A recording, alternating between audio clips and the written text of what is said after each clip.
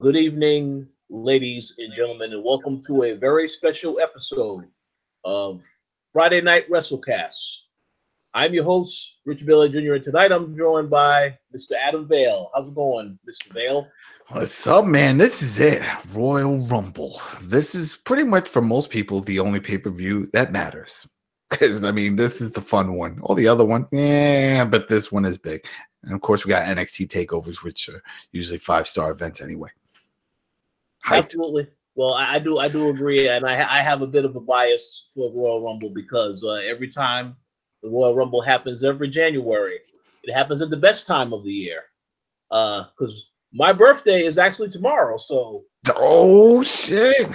Oh yeah, so it's gonna be a very fun NXT show and Royal Rumble as well. So it's gonna be a fun weekend. Should have told me sooner. I would have mailed you some animal crackers. Everybody loves animal crackers. It's yes, true. It's true. Absolutely. And we're also joined by the wonderful Miss Dana Abercrombie. How's it going, Dana? I'm cold. Uh-oh. It's well. Cold. Happy winter. Well, yeah. Well, I have heard stories about how cold it is there. I've heard in Boston it was about 7 degrees one of these days this past week. So, yeah, I'm pretty sure New York is about the same, if not worse. We're cold. It's winter time. It's expected. Winter. It'll keep snowing until April. I'm sensitive to cold now. Like before I loved it. I'm cold. Well, Damn. Well, hopefully this weekend's wrestling will keep everybody warm. It's gonna be such fire, yo. well, you gotta be like a Dylon if you remember. My name is Dylon. I spit the hot fire. You remember that? Yeah. Making the band. P. Yes. Diddy. I do remember that. That group. Unfortunately, I do remember that. Having people walked over the Brooklyn Bridge to Junior's to get cheesecake. Oh my god. Yes. Cheesecake is good though. Junior's got some good ass cheesecake. I agree. To walk over. It's a good cheesecake. Yes, I agree. So yes, tonight we're basically going to have a in-depth discussion about both NXT TakeOver Phoenix as well as Royal Rumble 2019. So we're going to break down NXT TakeOver Phoenix first. Talk about a couple of the matches, all the matches on the card, as well as our thoughts as to what's going to transpire. And of course, for those that might not have been watching the product, to just catch you up as to what's been going on with NXT TakeOver and with NXT in general. So, and you would be surprised how many people don't follow NXT at all. And I understand why. It's behind a paywall. You know, that's something that a lot of people, especially people that have the network, they don't even think about that. But there's all these big names. It's like, yeah, if you're following wrestling, if you're like diehards like us, and we follow the news and we follow the indies and we watch these matches, then yeah, we know who all these guys are. But there's a lot of people that don't know. You know, especially the WWE universe. I remember there was a funny story that Jeff Hardy told on a show once, where this is after he was in TNA for a number of years, and he was champion and all that is before he went crazy. And he said that he was in a drive-thru, and that the girl at the drive-thru window, she recognized him. It's like, oh, you're the Hardy, Jeff Hardy. He's like, yeah. It's like, oh man, why'd you quit wrestling? You were so good. She had no now, you know, at that time TNA was on Spike TV. That's, you know, a big network that was out there. And he said that's when it really hit him, that there are some people that just watch WWE and that's it. Nothing else matters. And I think that NXT in a way falls by the wayside as well, because it's a show that's only on the network. Just like 205, it's only on the network. Now, we average 2 to 3 million on a good night for Raw, right? Viewer wise, the network doesn't even have 2 million subscribers. So there's a lot of people that are not watching this. Maybe they're finding other ways to watch it, you know, online, but most don't even bother. And so these are all new faces when they do show up on the main product. So hopefully, if someone's listening and it's like, oh, well, I don't really care, I don't follow, just keep your ears open, because there's some good talent that you're going to hear about right now. And a lot of these, I wouldn't be surprised if they don't show up sooner rather than later, or even at the Royal Rumble, if that's soon. Oh yeah, absolutely, that is possible. So just to kick things off, first and foremost, we're going to start with the match, which I'm pretty sure will probably open the show, which is Matt Riddle versus Cassius Ohno. So one thing briefly I want to say about this match. Now, if you saw the last takeover, this was a match. This was I guess, I don't really know if you want to call it a match. They had a little encounter. It's like impromptu, yeah, like you said, encounter. Yeah. Yeah. And of course, Matt Riddle just knocked this guy out in a couple of seconds. So ever since that, now I have noticed they do have a feud. They've been going back and forth during, on NXT over the last several weeks. And I do believe that Keith Lee was involved at one point in this little feud. Ohno beat Keith Lee. Oh, they beat him. He beat him in the match. It was like the whole little back and forth type of thing. Shadiness happened that let him get the win. But yeah, and then Matt Riddle came down and did that whole thing. But yeah, that's it. I think this is going to be a very good match. Ohno really? Yeah. Oh yeah. Cassius Ohno was a huge name. That's Chris Hero. He's a big name in the Indies for many years. Yeah, he looks a little out of shape or whatever, but that you can't go. I mean, that's always been the thing, and that's just how I'm going to say it. I don't like using the term, but it makes sense. The WWE universe, we've been brainwashed to a certain style, a certain look. The Vince McMahon, he likes the big men. You got to look cut, chiseled. You got to do that whole thing. I mean, that's why so many guys that don't have that look never really made it. It was a big deal when Owens got that push. But anyway, and where it is that when Cassius Ohno, this is his second go around with NXT. His first time when they cut him, it was because of how he looked. Or I think he quit. There was some issue with his weight. They didn't like his look, and they just basically let him go, or he left. But I know it was something to do with his weight. But he came back. But anyway, the point is, he's an awesome performer. The guy can move. The guy can work. And of course, we know Matt Riddle. That's a star right there. If not just for his looks alone and his very laid back Mr. 420, it reminds me of almost like Rob Van Dam attitude, bro, and that whole thing. But he could also go. We haven't really seen him go. We haven't really seen him to his full potential of his matches here. But if you look him up on YouTube, Matt Riddle versus, it doesn't matter who, he's got some amazing matches. So that's going to be quality. And remember, this is TakeOver, so they get time to actually work a match. I don't think this is going to be a 1, 2, 3 type of match, 2 minute, 3 minute match. This is going to be a quality match. And both of these guys know how to work. And if there's one thing that we've noticed with NXT is that Triple H lets them work the way they work out on the indies. They don't conform to that style that we see in the main roster where it's like, all right, hit your 5-10 moves and that's it. That's why we see the same old from the guys. And it's not, oh, look, they got lame. No, it's all about time.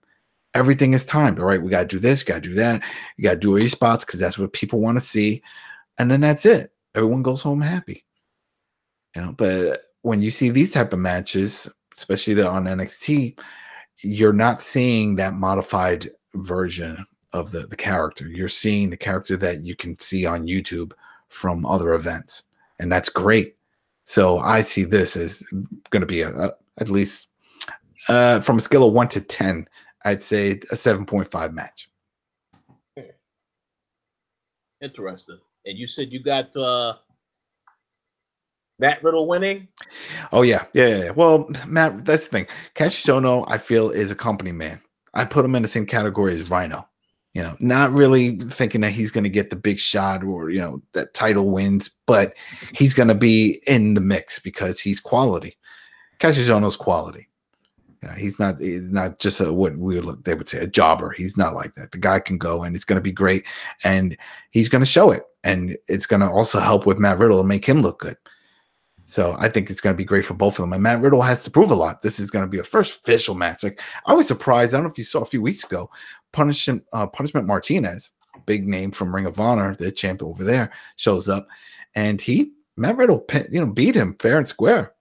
He made him tap. I was like, whoa, That's rare that you see two big names show up and then the other one finishes the other guy as quickly as he did. But it was still a decent match. But this, I think, will be the big test. This is the big one. Okay. So Matt Riddle. So you got Matt Riddle. How about you, Dana? Yeah, I have Matt Riddle does the same as well, and a lot of things that Adam said, I agree with. Also, I feel that Matt Riddle didn't really have his big debut. Didn't remember the last time. I believe like the big pay-per-view he was on was Survivor Series, and that was just kind of like a squash match. So with this one, as you said before, they're going to be able to take their time, and he's really athletic. Mm-hmm. So I honestly think that it's going to be his time to shine, because we kind of seen Ono, and he's really good at what he does, but I think Matt Riddle is going to be the standout, and he may actually win. Yeah. So I pretty much agree with the both of you. I mean, no disrespect to. And you know what? We'll put a little asterisk next to all of these right for these matches, because I think from what we've seen in the past of how this works, meaning I don't think either men are going to end up in the Royal Rumble. So I don't, because that's one thing that we saw last year. Remember Adam Cole and others, they started popping up, so I don't think that's what we'll add for each of these, because I don't think Matt Riddle or Cassius is going to be one of the 30 men. Well, I just want to say there definitely are some people that I definitely expect to. Oh yeah. But I'm not going to mention them yet, because I'll save that for a little later. But there is somebody who for sure I know is going to show up in that Royal Rumble that is a NXT person for the moment. So we'll see about that. But yeah, I think Matt Riddle definitely will win this match. Like I was saying earlier, no offense to Cassius Ohno, but I just feel like Matt Riddle is this is the one who has the bigger upside. They're going to do a lot more with him. Yeah. So. And people need to understand, it's like this is still a big deal for Cassius Ohno. Think about it. This is a pay-per-view event. He has a match on a pay-per-view. Yeah. And that's why some people that do know about him being there are like, oh, he's just there as a jobber, as a filler. I'm like, you could say that if you see him just losing night in, night out, and he doesn't pop up on events. He gets mic time, and he's involved in the storyline, as we see here, and he's on a pay-per-view. This isn't a pre-match kickoff show or anything. This is the actual event. So don't feel bad for him. He's working. It's working out for him. Absolutely. Yes, definitely. Okay. So we all have Matt Riddle. We will revisit this these predictions later to see how we panned out. Mm-hmm. So let's go on to the next match. We have a NXT North American Championship match between Ricochet and Johnny Gargano. Now, let me just start by saying, personally, I think this is going to in my personal opinion, this is probably going to be the match of the night. If it's not the match of the night, it's going to be tied with whatever other matches is on the card as the match of the night. But in my opinion, this is the match that I think is going to get a lot of attention. I'll go into my pick, but I'm actually going to go to you first, Dana, as to how you think this match is going to pan out. This match is going to be just amazing, absolutely amazing, and it's just very refreshing to see Gargano go against someone who's not Tommaso Ciampa. Anyone could win, and I wouldn't mind, but I think Ricochet would be a lovely win, and that he keeps his title. And I also see him popping up during the Royal Rumble just for amazing spots that he'll have.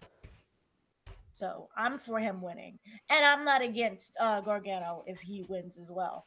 I just think that overall we're going to be the winners. But I want him, Ricochet, to keep the title.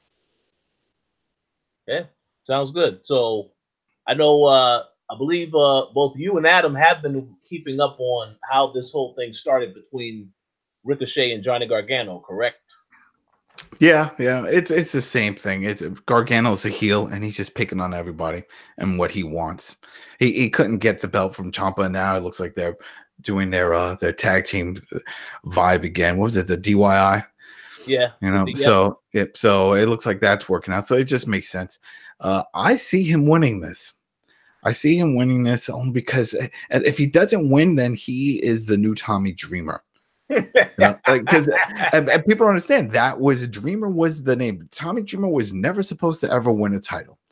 That's how Paul Heyman had his character played out. It's supposed to be that you were going to be the babyface, the fan favorite, always coming very close, but never winning the big one. You know, well, that didn't pan out because a lot of wrestlers wound up leaving. So then he did get the title. But the plan was he would never win. He was always dreaming. And it sort of feels that way. How many times? It's sort of like what Dana said. It was like nonstop. Every other event against Tommaso Ciampa. And yeah, they were great matches. No doubt, they're great matches, but it was just constantly.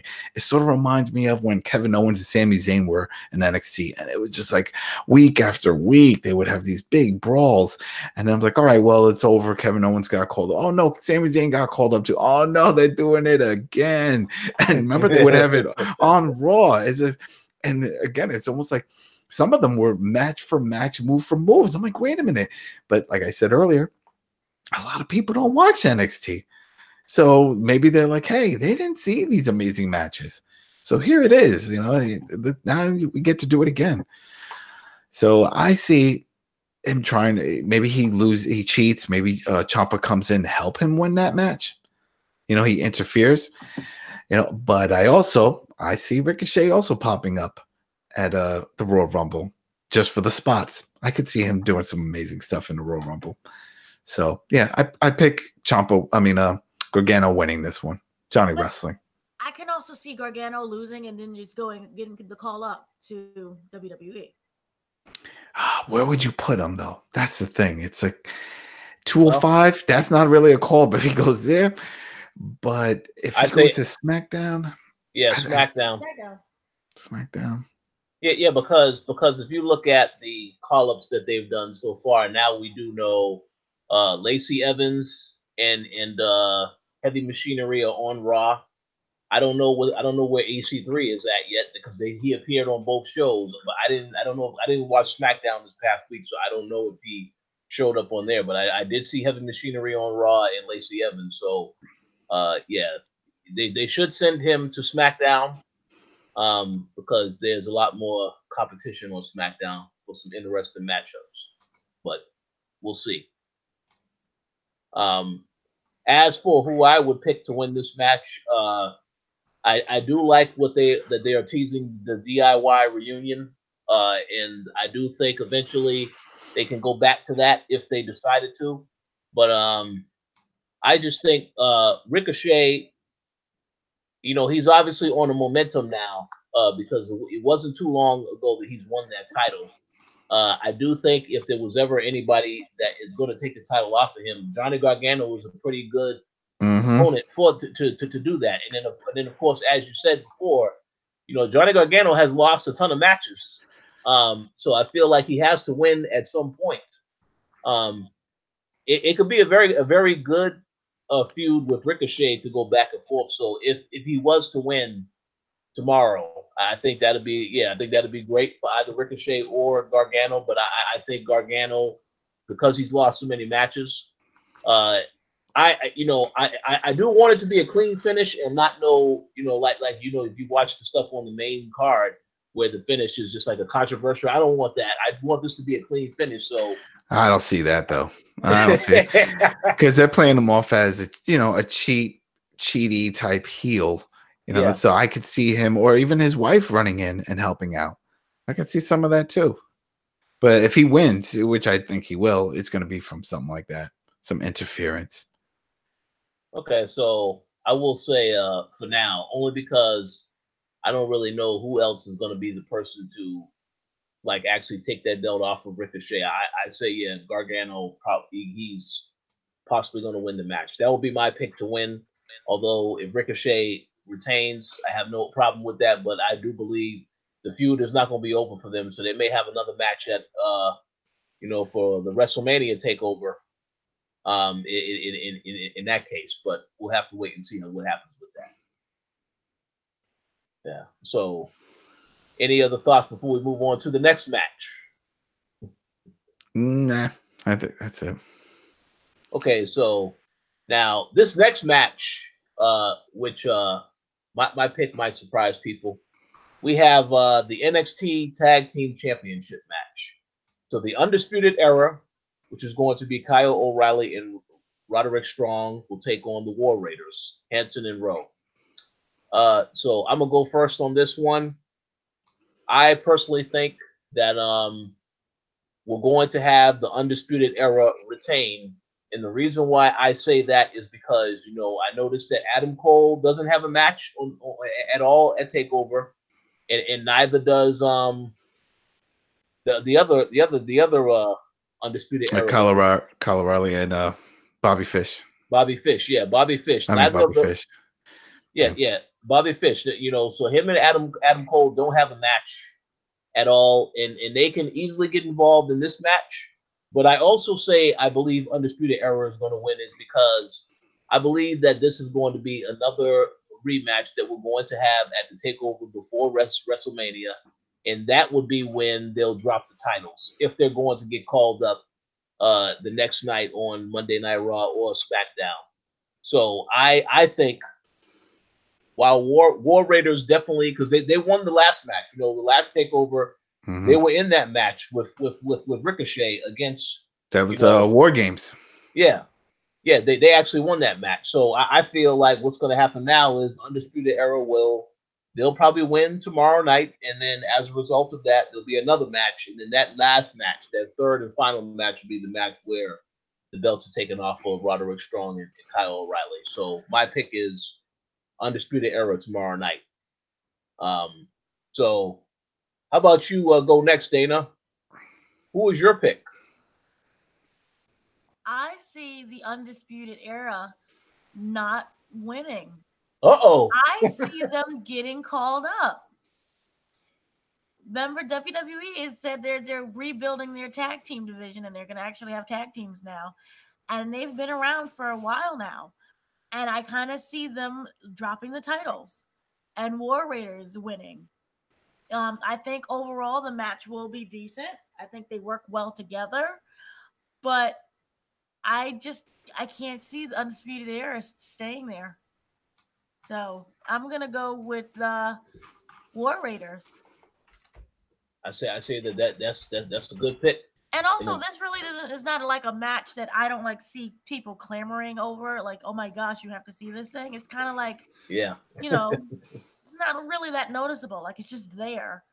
So what better way than to have Undisputed Era, just show up on Royal Rumble and do what they have to do, and then show up later on SmackDown or Raw. Well, one interesting thing that you just said is, to see them show up in the Royal Rumble, because we saw Adam Cole last year, but he was the only one that we saw from Undisputed Era. Oh yeah, from Undisputed. Yeah, he was the only one. So yeah, we definitely could see the others show up, but I guess we'll have to wait and see exactly how that pans out. But that's a good pick, and that's a good explanation. Yeah, you are right that WWE, I know they have said that they're going to try to do more with the tag division, so they definitely need to call up Undisputed Era at some point. But hopefully that is a team that will go to SmackDown. I do not want to see them on Raw with these other teams.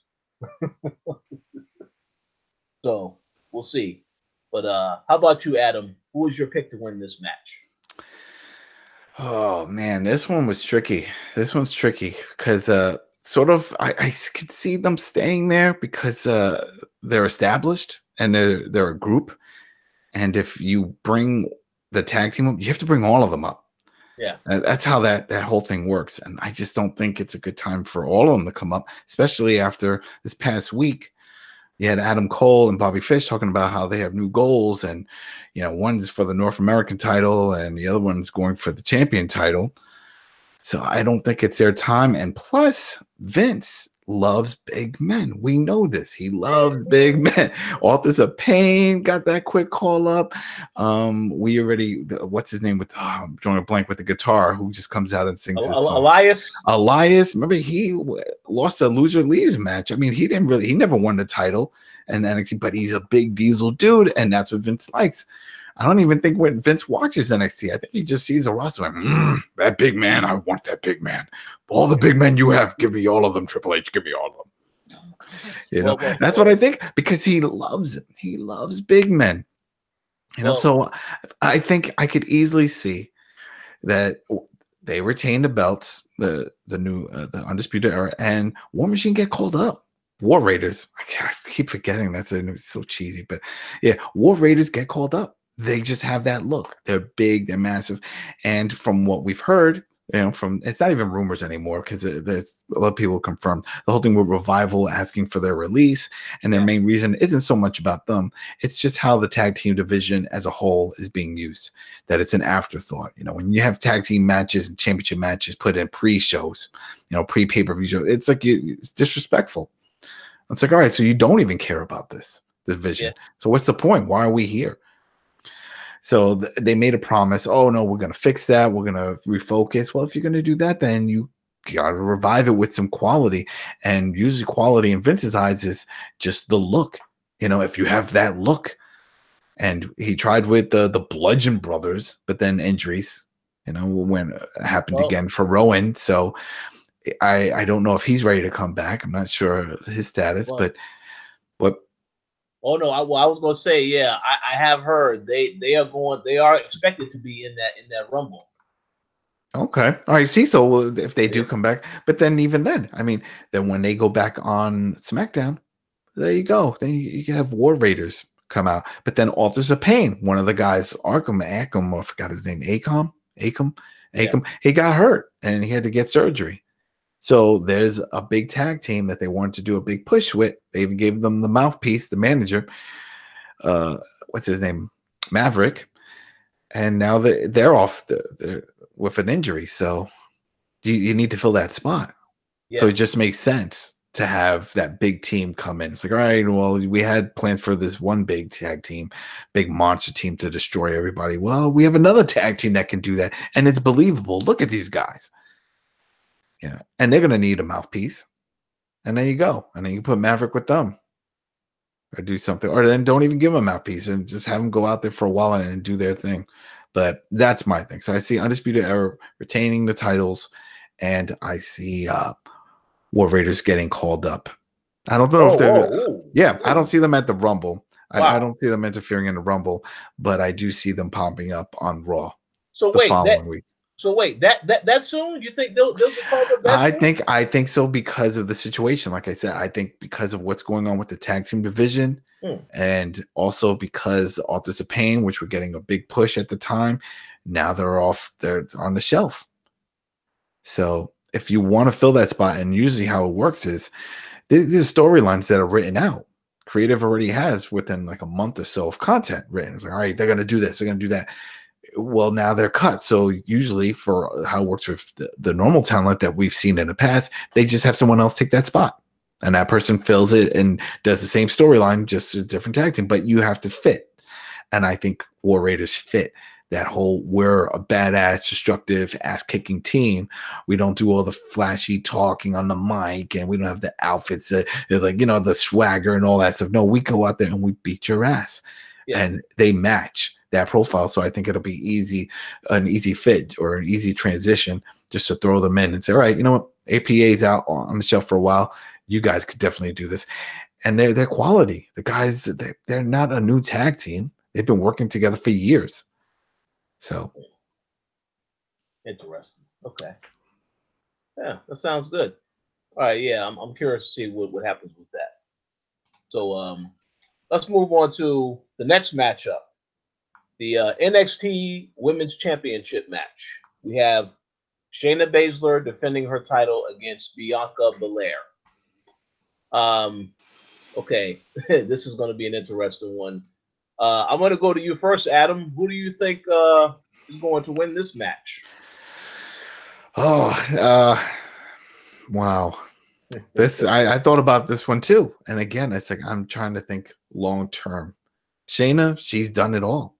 She's done it all for NXT. You know, she's won it twice. She's in the record books right now for the first ever win the title twice. She's good on the mic and she can perform in the ring. I think she's ready to get called up. And Bianca is undefeated. They're advertising that undefeated, and usually it's like, oh, you're gonna lose because you're undefeated. And nothing. I could see her pulling this off, winning, and this will spice things up because I could see Shayna getting called up and popping up in that women's Royal Rumble. Oh yeah, yeah. I can totally see that because it feels like it. You know, she needs to get called up sooner rather than later because she doesn't really need to be there still. Yeah. And the other group, they're doing their own matches. They're still green. They still have to learn. They're not linked too much with her. They're just like cronies in the background. It's not like Undisputed Era where they're all known guys. They're all quality workers. They've been in the business for years. It's different. So I think it'll be okay if she goes up by herself. And then eventually, who knows? I'm telling you, I really wouldn't be surprised if they try to, because remember, she's a heel and Ronda is still a babyface. I could see them eventually, maybe they try to tease it a little bit that there's going to be a match between them. I don't think Ronda's ready. I think Shayna's more ready than Ronda is for that type of matchup. But I think they're going to plant that seed at some point. But I also think that Shayna is going to be on SmackDown when she does get called. I don't think she's going to go on Raw. I think they're going to keep them separate because that's going to be like there's something in the back pocket type of thing. Like, all right, we could always play this card when the time comes. Now we got, Sasha Banks and we got Becky and we got other people for Ronda right now. But if the shit hits the fan and one of these ladies gets hurt and something happens, we could always bump this up because that's an instant story right there.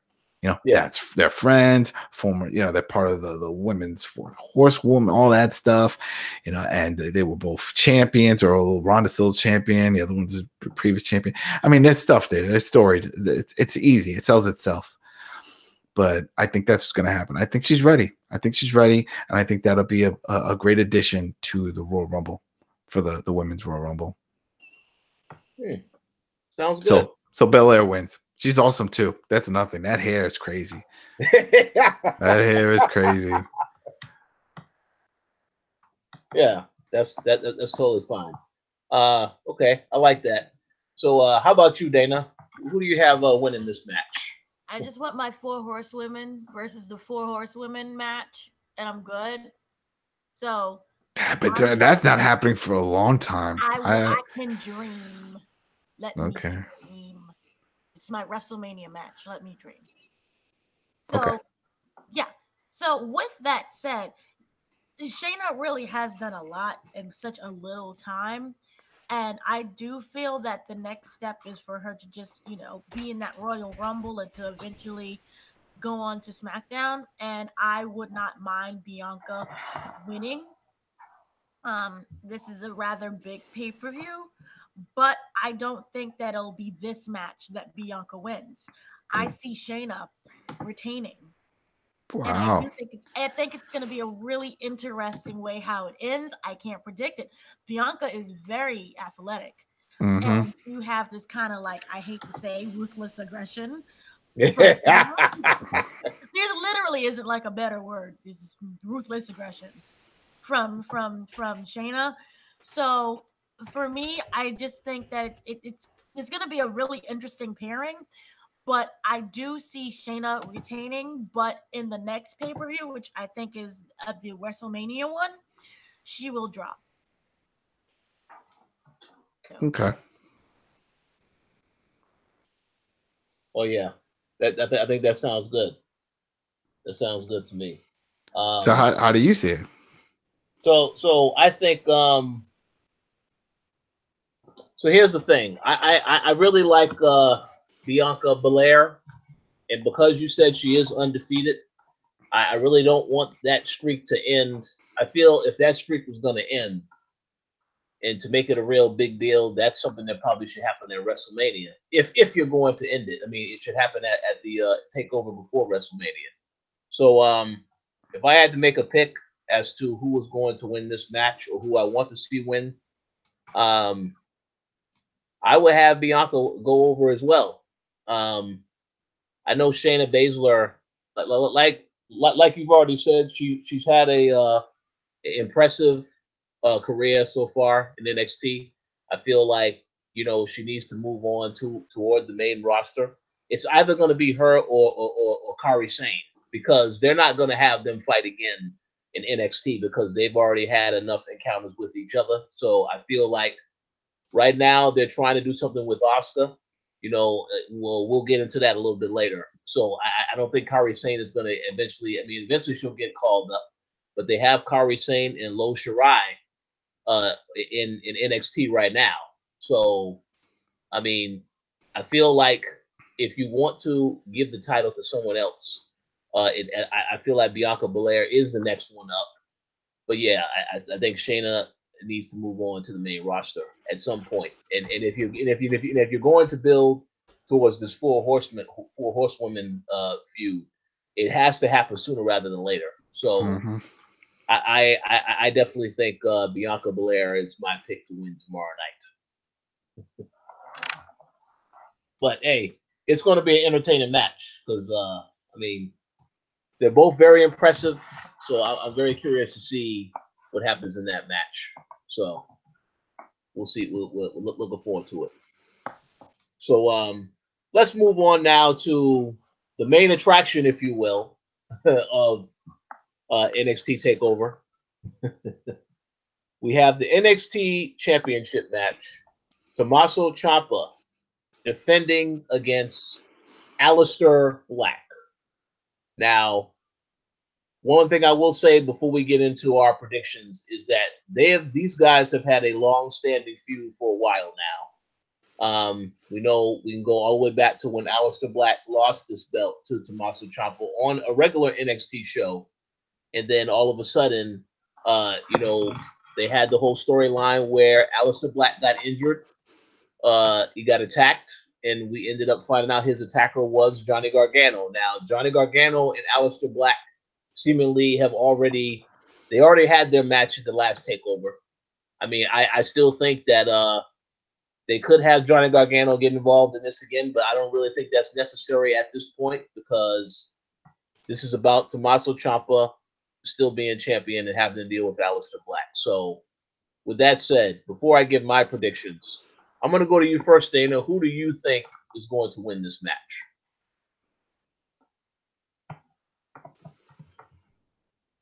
Dana? Well, here's the thing. I'm trying to not throw call-ups in there because I do think that Aleister, it's time for him to get called up. But I think that Tommaso needs it a little bit more. And I feel that NXT wants to keep him there. Or WWE wants to keep him in NXT. So that would be like the major factor why I say Aleister is going to lose, just because I just feel a call-up is needed and necessary because it really isn't much for either one of them. There really isn't much left for them to do. But I just feel that Tommaso just may end up winning.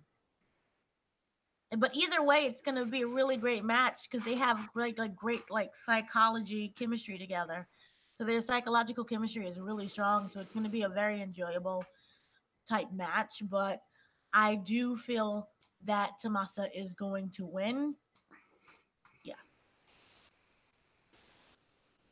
And remember, like his previous time, remember the whole parking lot incident. So let him win and be happy.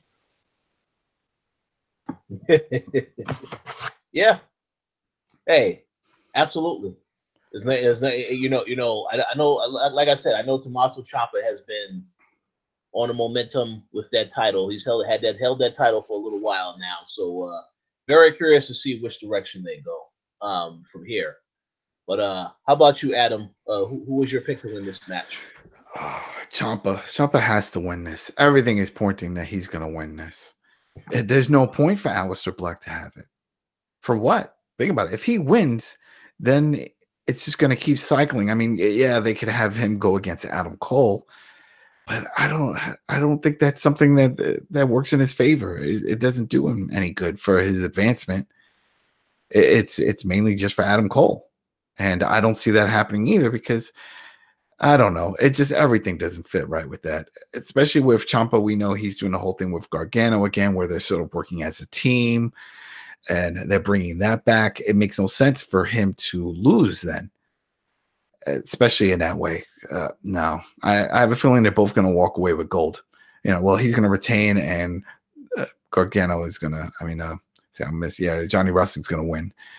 Yeah. And I see Aleister Black entering in the Royal Rumble. I see him. This is it. This is his time to go up. This is it. He's ready. Well, he's got the packaging. His wife is already over there. It's that's actually what I was just about to say. Yeah, he will go up. He got to go over there and make sure his wife is taken care of. Yeah, make sure Sienna keeps his hands off her. Wait, hold on. You mean Andrade? Andrade. Now that's right. They changed his name because they have such great chemistry with each other.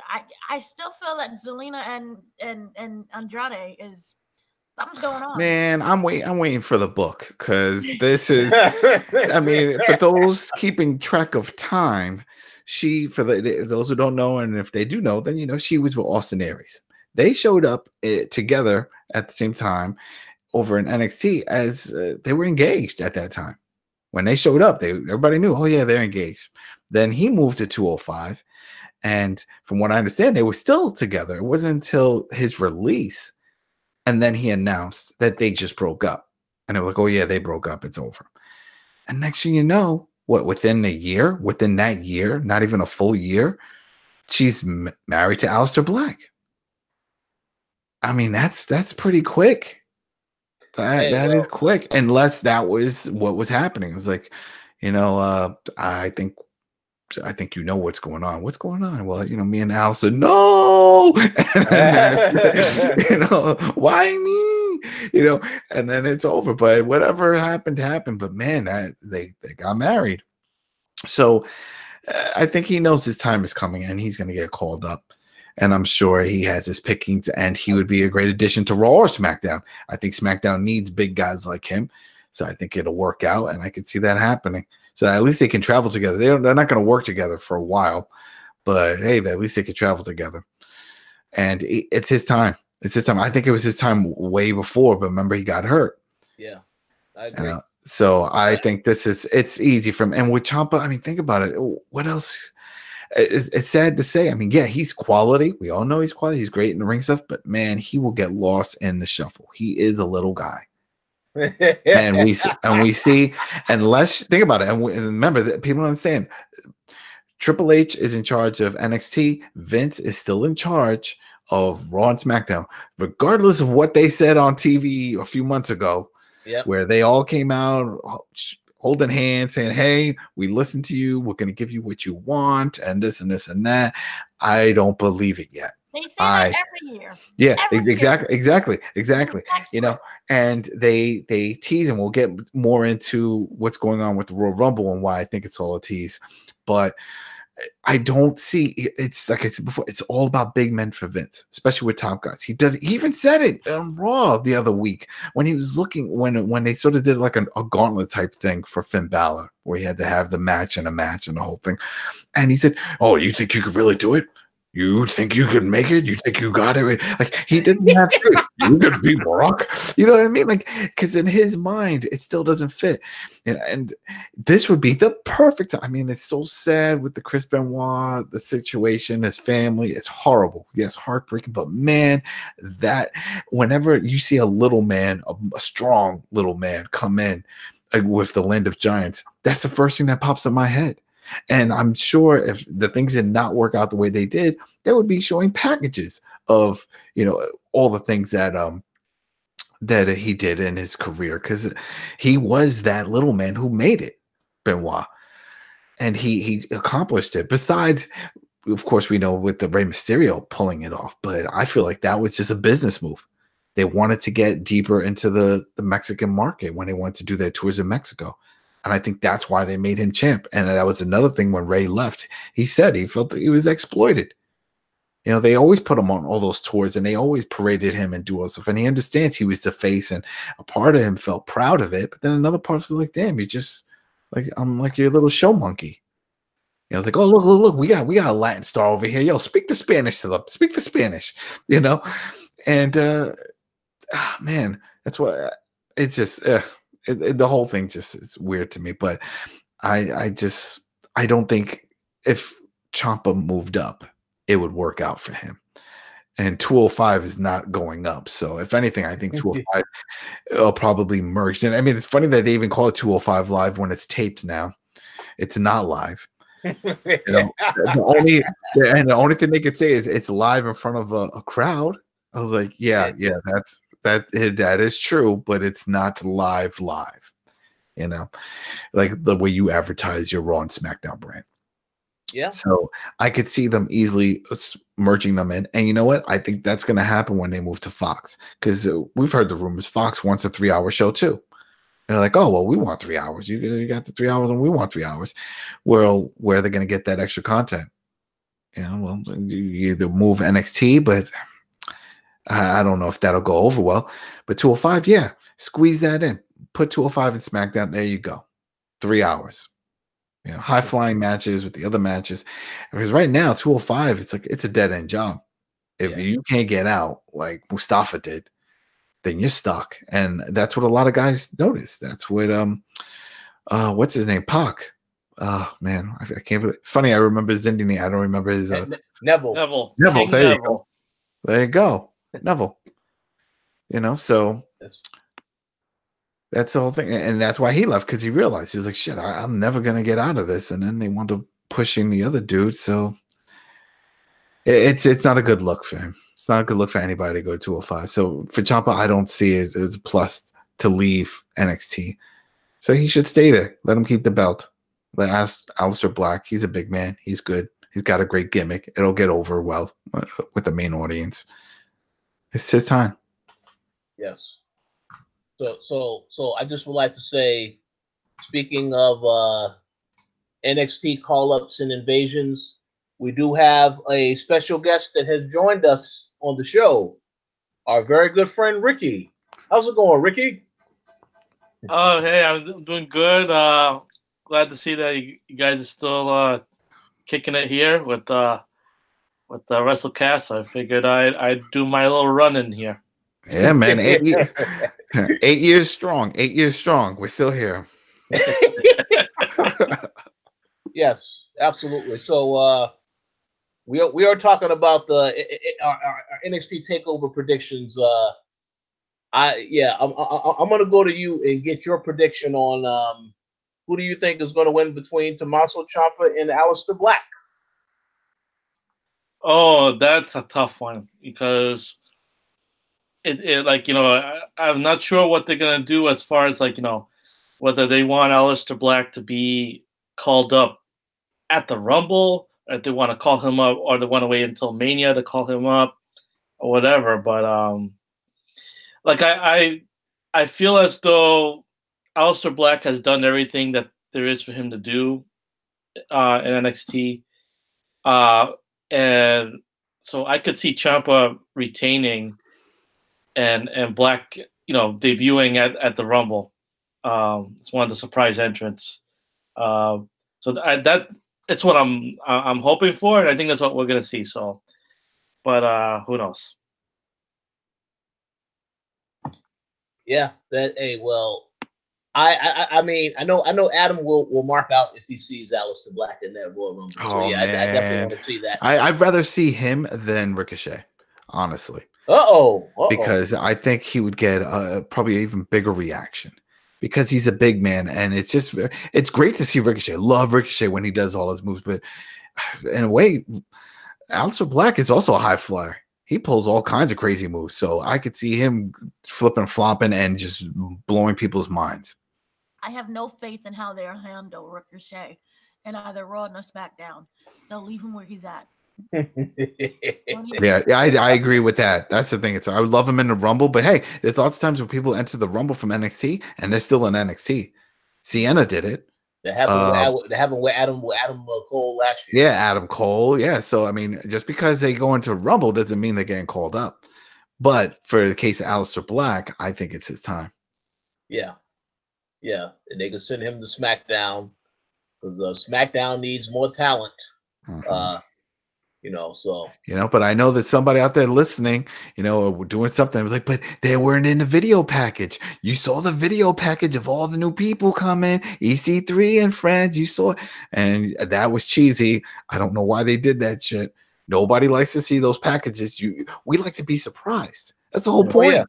That's the whole point. Why are you going to show us? You could have just said, hey, you're going to get ready. You're going to see a lot of new faces. This is going to be fun. Get ready, And then you end up in a situation like with Lars.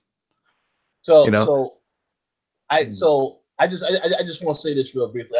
I don't want to cut you off, but I believe that there's no way in hell that that's not the only people getting called up. Because they know after WrestleMania, that Raw after WrestleMania, that Raw and SmackDown, that is meant to be a show where there are some surprises. So I definitely believe that there will be some more call-ups, but none of that stuff that you're going to know about until it actually happens. Like Kenny Omega showing up? Is that what you're saying? I don't think that. No, I don't. Yeah, no, that's not happening. That is definitely not happening. I agree with you. I think that New Japan definitely laid out the contract in a way that he can't contractually be there. He can't do the Rumble, that's for sure. It ends January 31st, but he could do Mania after Mania. Right. But I think he's going to go with AEW. I just don't see him. It doesn't, because he keeps saying it's not about the money. It's all about his buddies. And even though I think there'll be a lot more matchups for him in WWE, because I've seen the roster that they've announced so far for AEW, and it's like, all right, whatever. I mean, he's fought and he's competed with everybody there already. You know what I mean? There's nothing new. But he's gone on record that he wants to fight AJ Styles at WrestleMania, and that's not going to happen if he goes to AEW. Yeah. No. Even Rollins on Twitter called him out.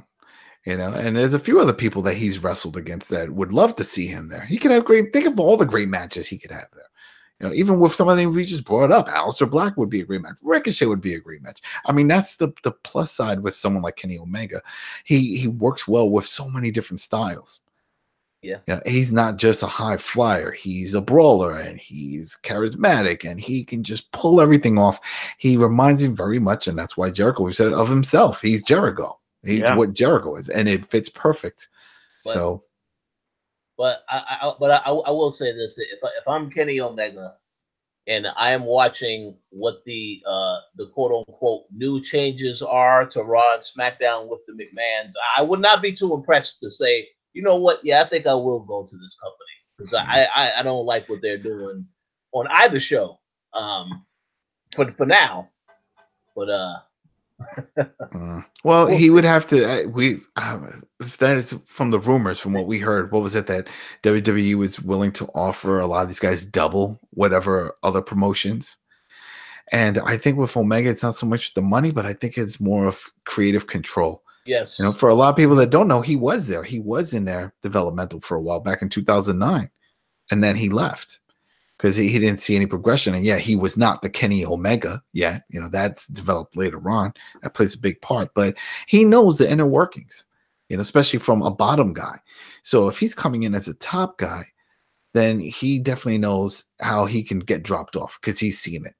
Oh yeah. So I'm sure he's going to be like, hey, I want to have creative control over my character. I want to keep my name. I want to keep this. Hey, yeah.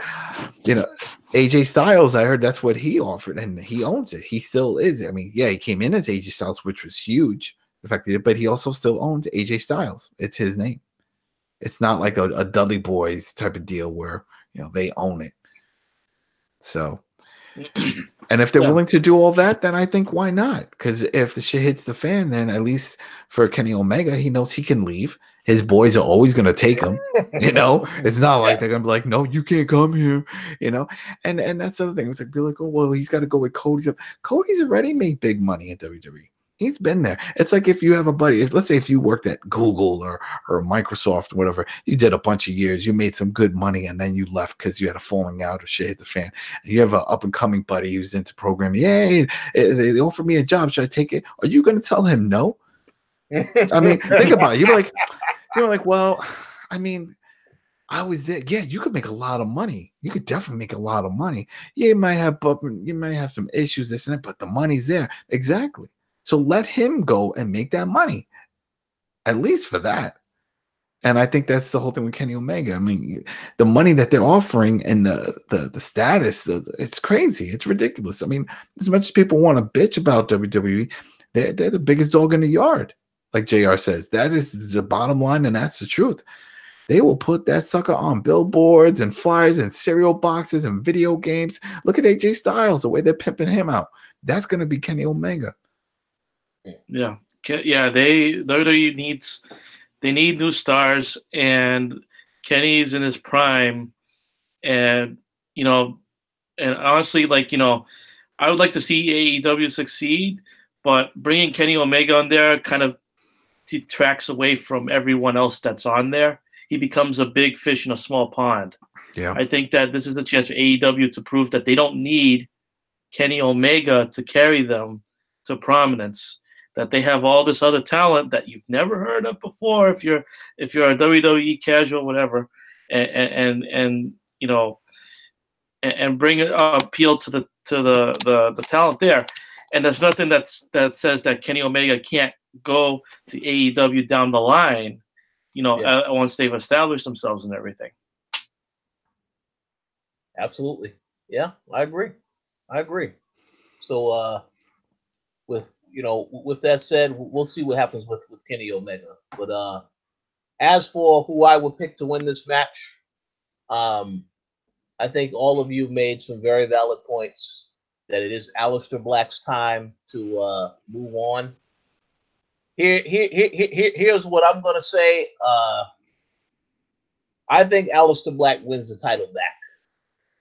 And the reason I say that is because if they were going to call him up, I just think this is something that's probably not gonna happen until after WrestleMania, because a lot of times I hear them say, well, a lot of the storylines they're working on now is up until WrestleMania, and then that's when they reset everything and they make their changes as to who they want to focus on.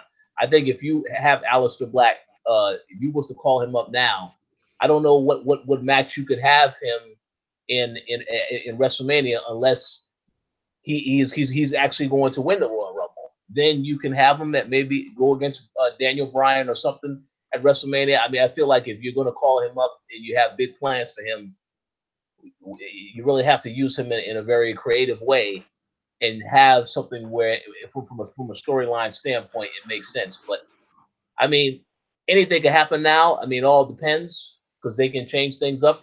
As they said, we really listen to the fans. We want to change everything, give you what you want. So maybe that can happen. But I would say, more than likely, in my opinion, it's going to be something that is delayed until after the last, the takeover before WrestleMania. Then we could see him show up on Raw or SmackDown after that.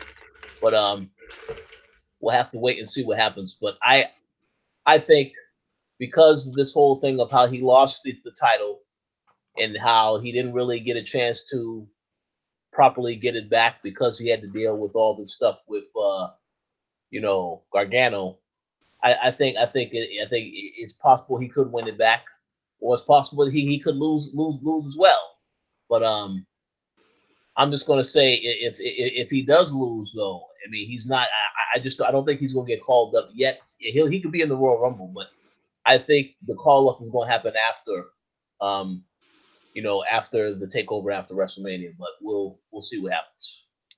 I just wanted to mention something about and I'm starting to agree with you, Rich, when you're saying that he may appear in the Rumble, but it's not quite yet time for him to get the call, and I would agree with that because of all of these little promos they've been hyping up with EC3 and Heavy Machinery and all these other ones.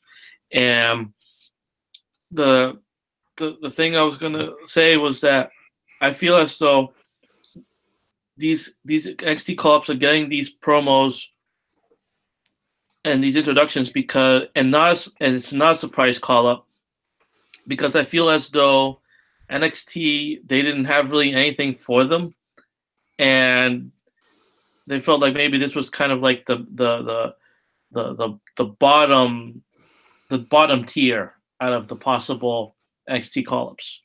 Mhm. So they got to prop them up. It's one of those things where Nikki Cross, she appears out of nowhere, and they don't mention her beforehand. It's gonna be like, well, who's that? Whatever. But now that you've seen these, now that And you've seen these they had her recently. Nikki Cross performed recently on a match. They had her on SmackDown. Yeah, they had her job out to Becky Lynch. Yeah. She jobbed to Becky Lynch in 5 minutes, but not the best introduction. But yeah, it's just like and I mean the Lars Sullivan thing, like they plugged the holy hell out of Lars Sullivan coming up and all this, and I don't know if you guys have already discussed that whole thing with him, but no, not yet. Because with that, I figure we talk about that when it gets to the main roster.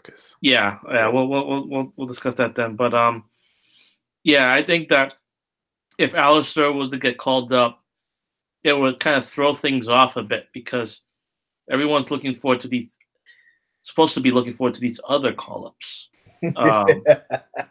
So yeah, I mean, we'll see. I still think Tommaso Ciampa retains, and Aleister Black appears in the Rumble, but maybe he doesn't get called up until like after Mania. That's good. Yeah, I very much like that explanation and that prediction. So before we move on to the Royal Rumble pay-per-view, I wanted to ask you, Ricky, just a quick rundown of your predictions for these other NXT matchups, since we've also discussed that. So, who do you have with Matt Riddle versus Cassius Ohno? I got Matt Riddle. Okay. Ricochet defending the NXT title against Johnny Gargano. My hunch says Gargano will win it because he's fallen short in trying to get a title. And they didn't give him the NXT title, so the next best thing is the North American Championship. I feel as though he'll get it. Yeah, I agree. Of course. We have the Undisputed Era. Kyle O'Reilly and Roderick Strong versus the War Raiders for the NXT tag titles. I'll say Undisputed Era retains. Yeah. And lastly, Shayna Baszler defending the NXT Women's Championship against Bianca Belair. I think Bianca Belair will make it close, but Shayna will retain. Okay. Sounds good. Great. So with that said, let's move on to the main event, because I know that Adam, he told me, this is the event that he can't wait. He said, to hell with NXT TakeOver. It's all about the Royal Rumble. Yeah. So I think for the Rumble event, for me, it is. I look forward to these matches, these big.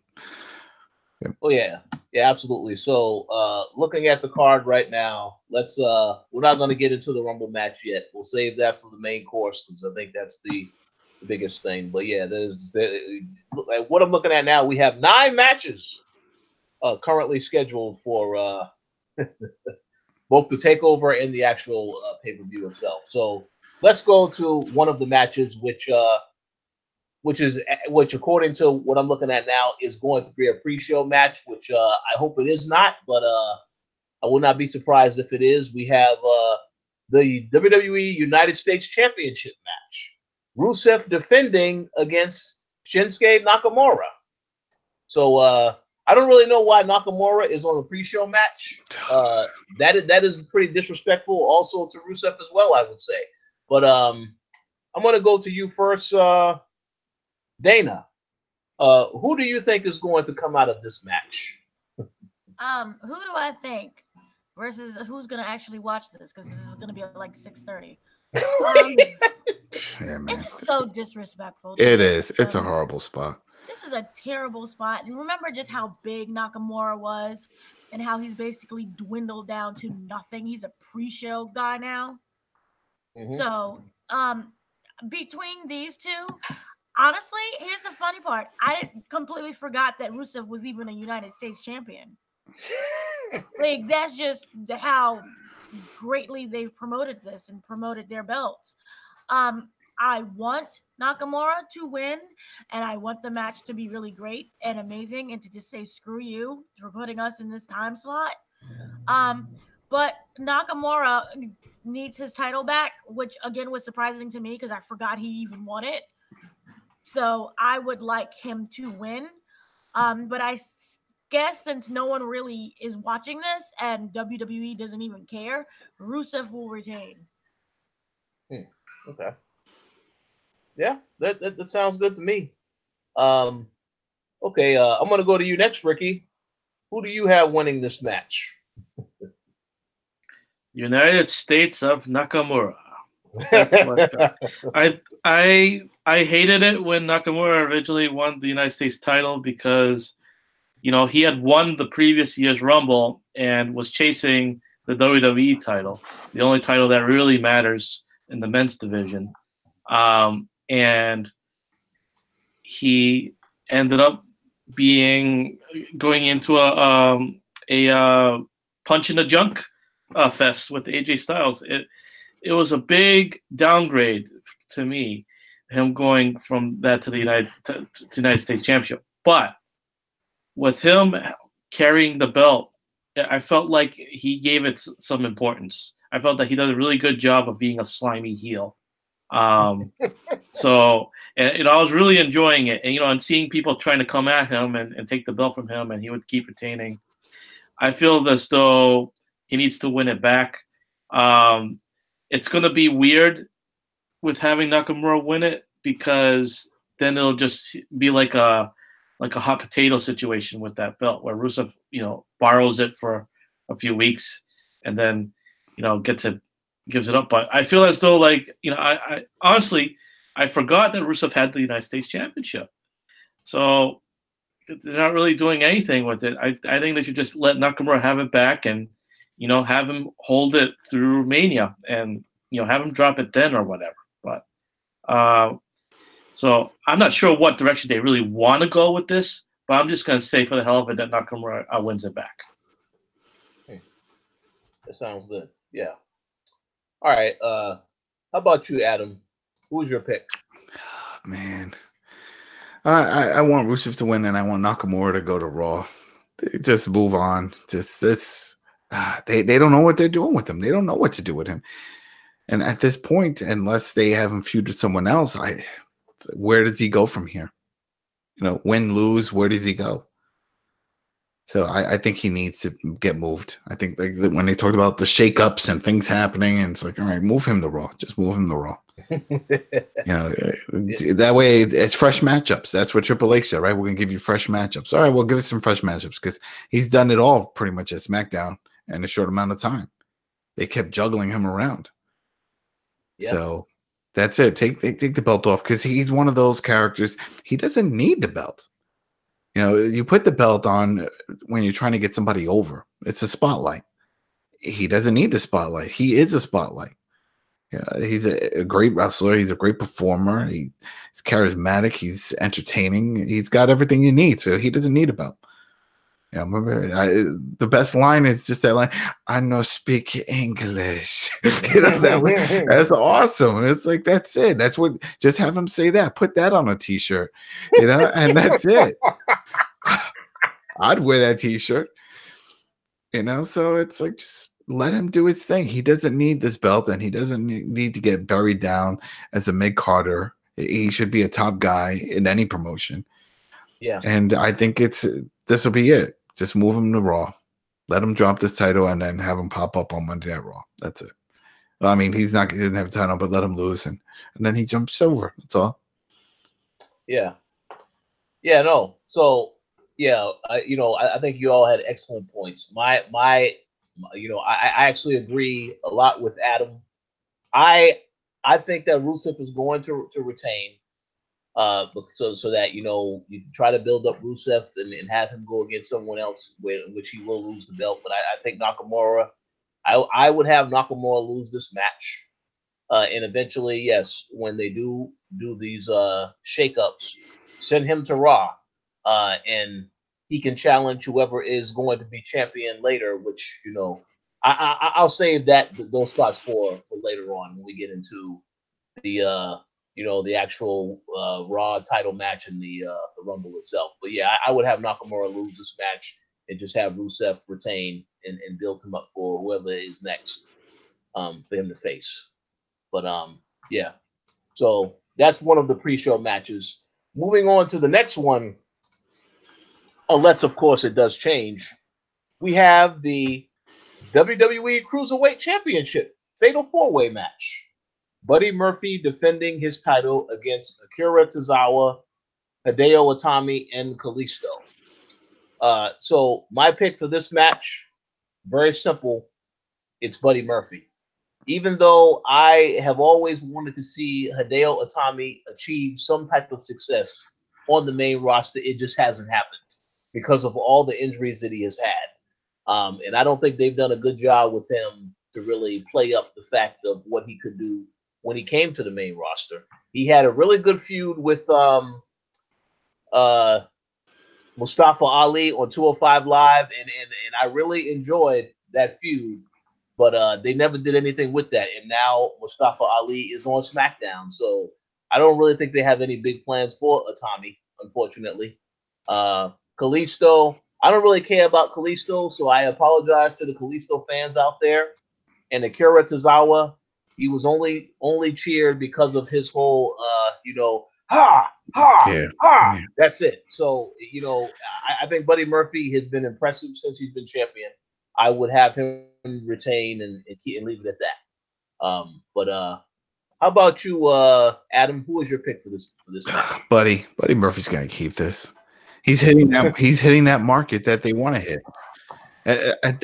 When it comes to this, I felt like it was all about money. It's all about business. It's sort of like what they used to do with William Regal whenever they went over to England. You knew he was going to win his matches because he was so over and he just was that draw. And Buddy from Australia, that's where he won it, right? So I think that's what's going to happen. He's just going to retain it because everyone else, it just doesn't fit. It doesn't matter. And like you said, with the ha, with Tozawa, that's it. Where's it going to go from there? I don't see anything happening with him. Kalisto, lost in the shuffle. Once he got sent to 205, he was part of that house party group, right? Lucha House Party, and they still do that. So he sort of has this thing going on. Itami, they paid so much money for him, man. They're just trying to get whatever they can. It just never worked out for him. It never worked out. He's one of those guys that went from NXT to 205 because they just did not know what to do. Yeah. And the fact that they haven't put him up on the main roster shows they really have no faith in him. He's been with the company longer than all those men in that match. Yeah, and wasn't he in that storyline where he got injured by somebody and they never revealed who the person was that injured him?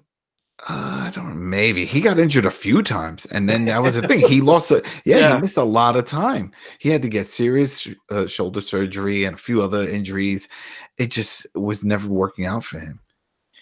Yeah, that was a shoulder injury one where they played it off. They wrote him off TV by having him writhing in pain in the parking lot, and they implied that Kevin Owens did it by having Owens walk by and say, "Oh, that's a shame." Yeah, but they never and the thing that was weird about that was that Tommy would be asked about it, and he would tease that he would reveal the one that did it, like he knew who did it, but. And I remember some people speculating that Finn Balor was the one that did it, but that they never had any closure on that story. It's really a shame what happened with the Tommy because 4 years ago he was pretty hot in NXT. He was the guy that was in the Andre the Giant Battle Royal when they had it in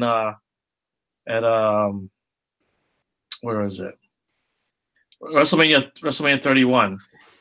he was the big NXT appearance in there. It looked like he was going to get called up to the main roster that year, and he got injured. And I think that was the thing that derailed him. So, like, I thought about Itami as a wild card to win it, just because you put the cruiserweight belt on him. It gives him at least something to do. But Buddy Murphy's on a roll, and I feel this match is just really a showcase of the cruiserweight division. But that Murphy will remain as champion, so he'll retain. I just want to say I'm very disappointed in how WWE is treating this division, because I believe it was the last pay-per-view, the cruiserweight match was actually on the card. So to bump it to the pre-show because of a few other matches on here. Well, there's one match on here that I don't think should be on here at all, and I'll get into that in a minute. But yeah, it's unfortunate because no one's going to be around early enough to watch this stuff. Oh, well, I know Dana and I will be around early to watch it, but everyone else ain't watching this pre-show. I have no life, so I'm watching everything. All right. So all right, Dana, who was your pick for this match? Disrespect again, because why is this a kickoff show? This is actually, 205 Live has great talent and really. Oh yeah, they're fun to watch. And this is disrespectfulness. Why not just have a show and just call it a show and not have a pre-show at all? Boom. Even if they was like the first match. Anyway, I would have to choose. See, I really want Hideo to win something, but he gets injured every time he sneezes, so I don't think that's happening. Kalisto, he's great. Tozawa, he's okay. He's not exactly very memorable. So for me, it's between Buddy Murphy and Kalisto. And I think Kalisto's really had his run and people already forgot about him. So I say Buddy Murphy will retain and they will continue to forget about him. Well, they definitely forgot about him if they don't have the network, because he might as well gone to Japan. It's like, what? Where'd he go? He's on 205. 20 what? Yeah. So. So, yeah, that's and it's really sad, is because this match is going to be really amazing. Oh yeah. And I see it just being really great. And then I think they go on to beat Cedric Alexander, or face him or whatever, which is unfortunate because then that's the next episode of 205 Live, but nobody's watching 205 Live. So this overall is kind of pointless. Yeah. But I'm going to have to, again, go with Buddy Murphy, and everyone else can go to other wrestling promotions. Oh, yeah, absolutely. Well, we'll see what happens. So let's move on to the 7 massive matches for Royal Rumble when we get to the actual main show. Okay, now this is the match. When I said that there's one match, you don't need to have this match on the card. This is the match. We have a SmackDown Tag Team Championship match. We have The Bar, Cesaro and Sheamus defending the titles against The Miz and Shane McMahon. Oh, man. And let me just say, now, remember when the McMahons returned, they said, we're going to give you what you want.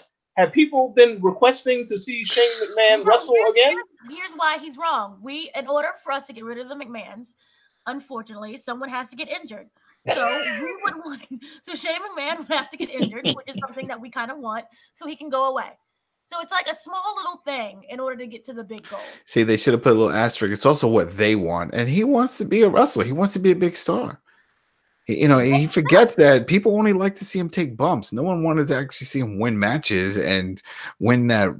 What was it? The World Cup over at the Abu Dhabi or wherever it was, and they don't even talk about that anymore because they're like, yeah, whatever. Here's what I wonder about that. Was that something that was a complete write-off because that was a show only intended for Abu Dhabians?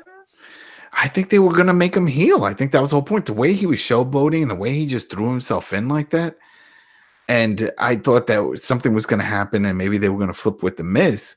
But now look, they're tagging unless this is a swerve and they are going to throw back to that. But they are, and this could end up being a WrestleMania match and then Shane goes away. Yeah, well, The Miz better win this match if it is a WrestleMania match. I just don't understand the purpose of this. This whole thing is just weird. So I'm gonna go to you first, Dana. Who do you have winning this match? Here's the thing: I don't care, but for sake of storyline purposes, honestly, the Bar, I believe they're stuck, and it has nothing to do with them. Again, it's the whole format of the show and who they're facing. They're stuck, and there really isn't anything else for them to do and to accomplish right now. And it would be, it's redundant and no one wants it, but it would be better if the Miz and Shane wins, and then come WrestleMania we can get a match between each other or something happens so they can lose after they win this belt.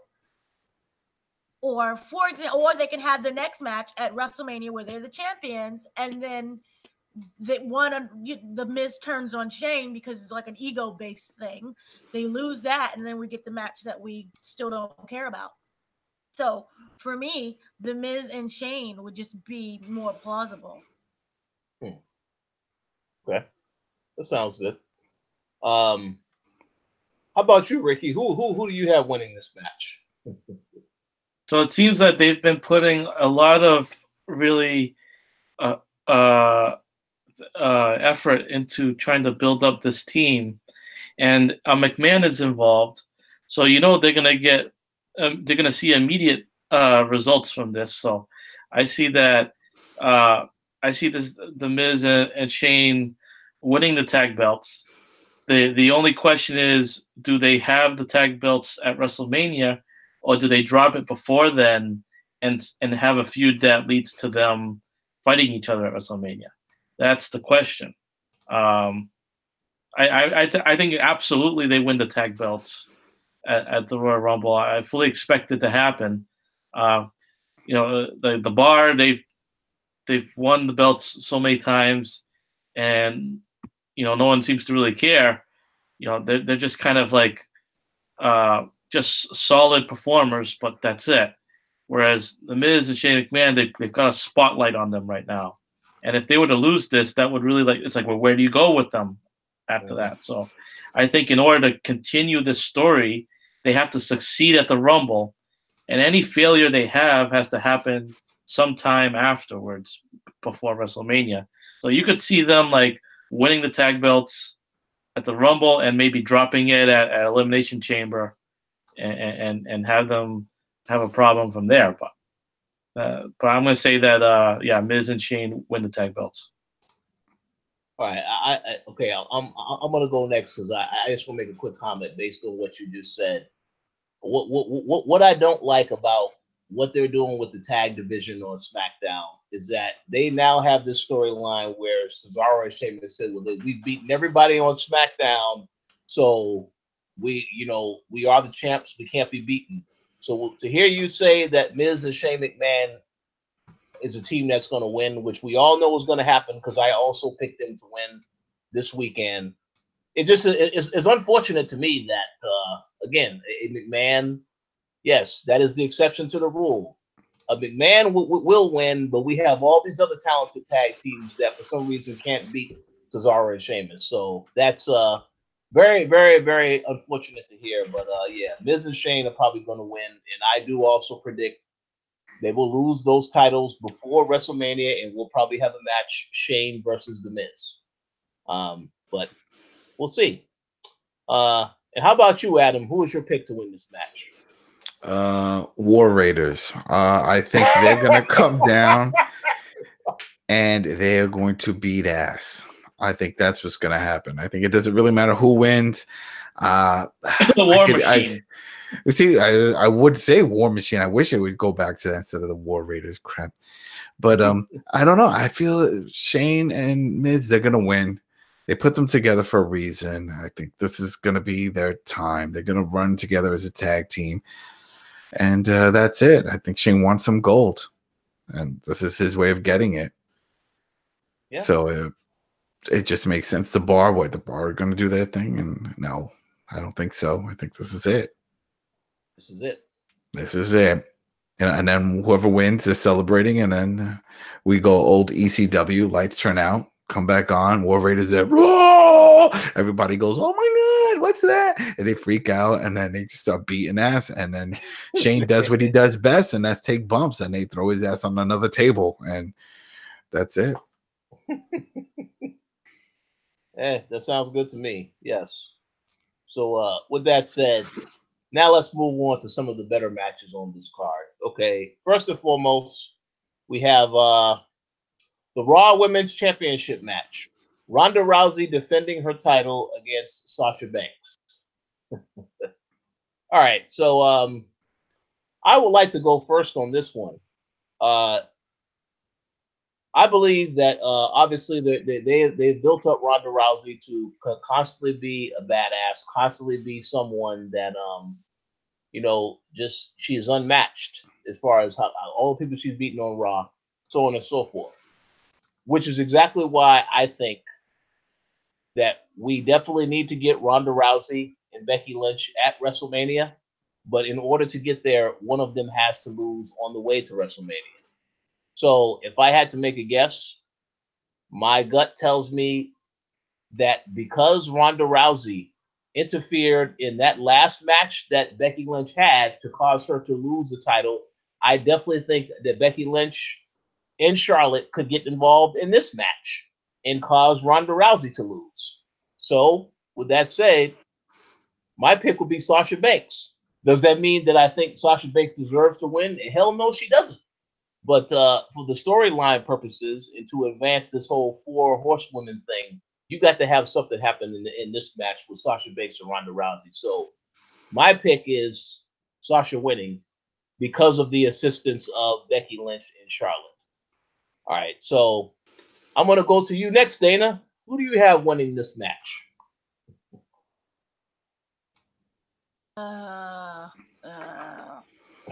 Here's the thing. It's so hard for me to like Ronda Rousey being champion because it was just so premature. So I do think that she will retain. Mm-hmm. I do think that, to me, Sasha is, yeah, she's gonna retain, and I really do want some form of my horsewomen versus the 4 horsewomen. So that would be really nice if they ended with like some type of controversy. Ronda ends up retaining, and then you get I guess the other 3 from each side come in and like start teasing us with some type of fight that will happen later on at WrestleMania. But I just see Ronda retaining at this point because it's Ronda, and they already pushed her unnecessarily early. Mm-hmm. And Yeah. I think that in order to keep her happy, would have her, because imagine she's gonna end up, if she wins, going and defeating at WrestleMania, and that's a big thing. So I'm going with that. That sounds good to me. Very, very good points. Okay, I'm going to go to you next, Ricky. Who do you have winning this match? I have Ronda retaining. If you buy into the rumor that Ronda's getting homesick and wants to take a leave from them after WrestleMania, then it would make sense that she wants to get her program in with Sasha out of the way. But I mean, I could see it that then she would just come back on a part-time basis, because she still has to do the work with the MMA horsewomen, and have that program, having Shayna get called up and all that.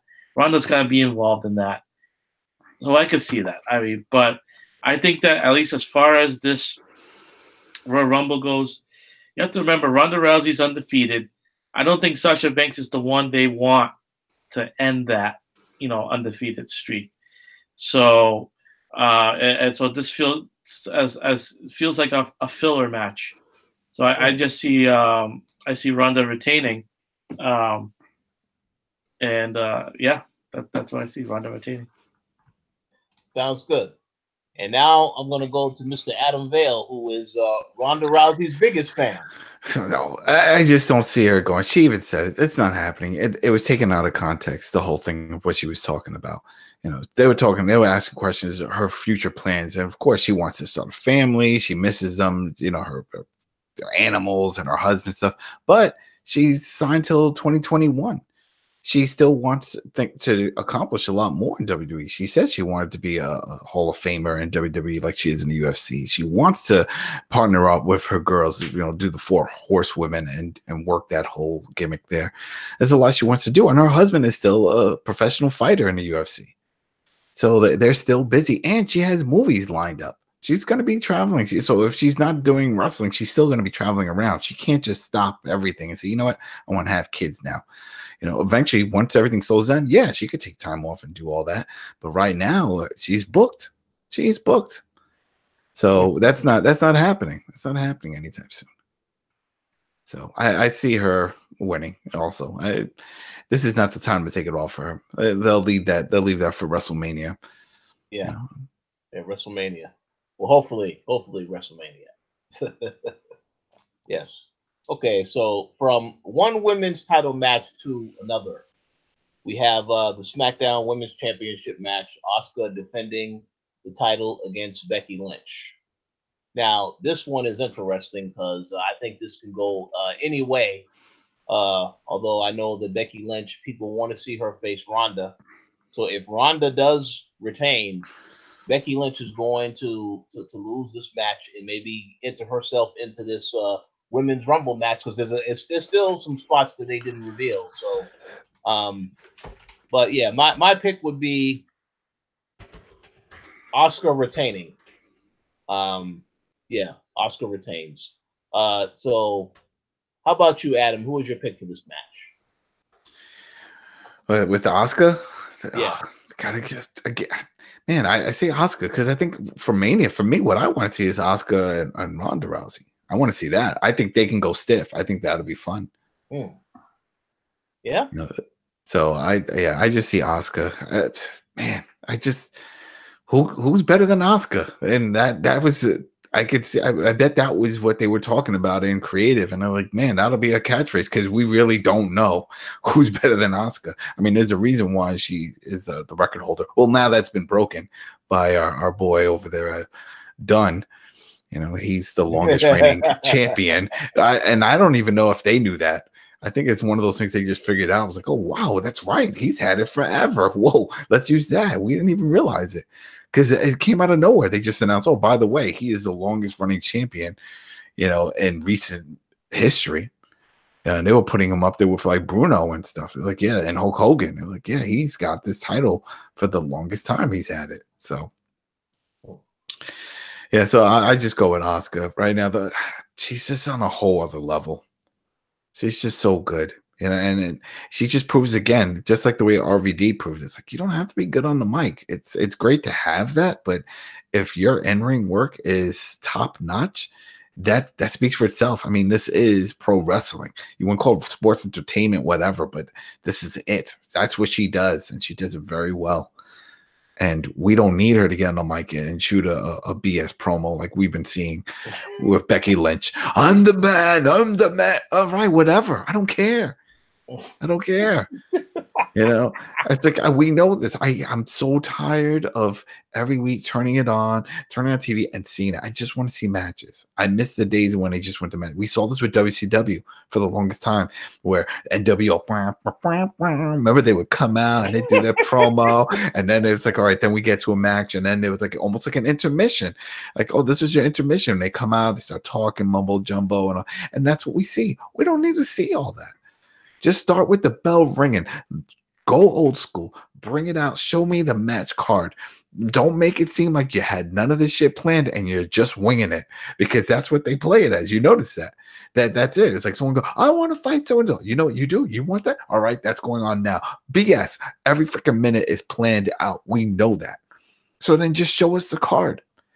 And they're talking about ratings. Ratings are dropping. Well, then show the damn card. You don't have competition to worry about. Your shit is live, so it's not like someone's going to spoil it. Just release the card.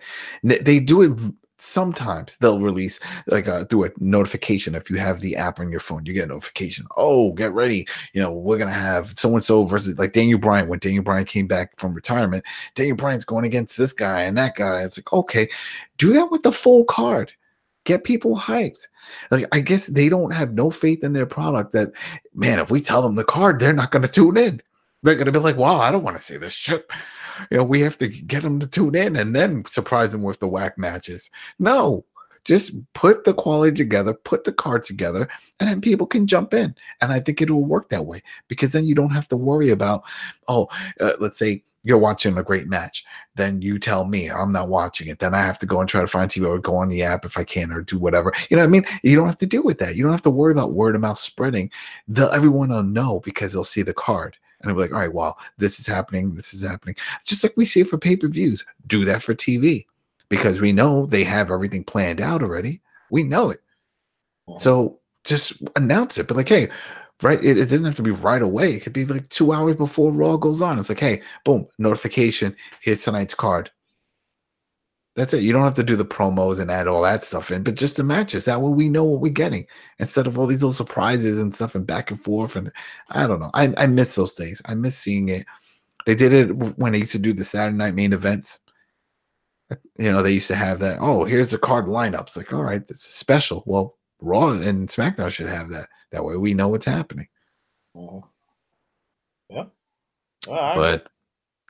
But again, who's better than Asuka? Nobody. Not even Ronda.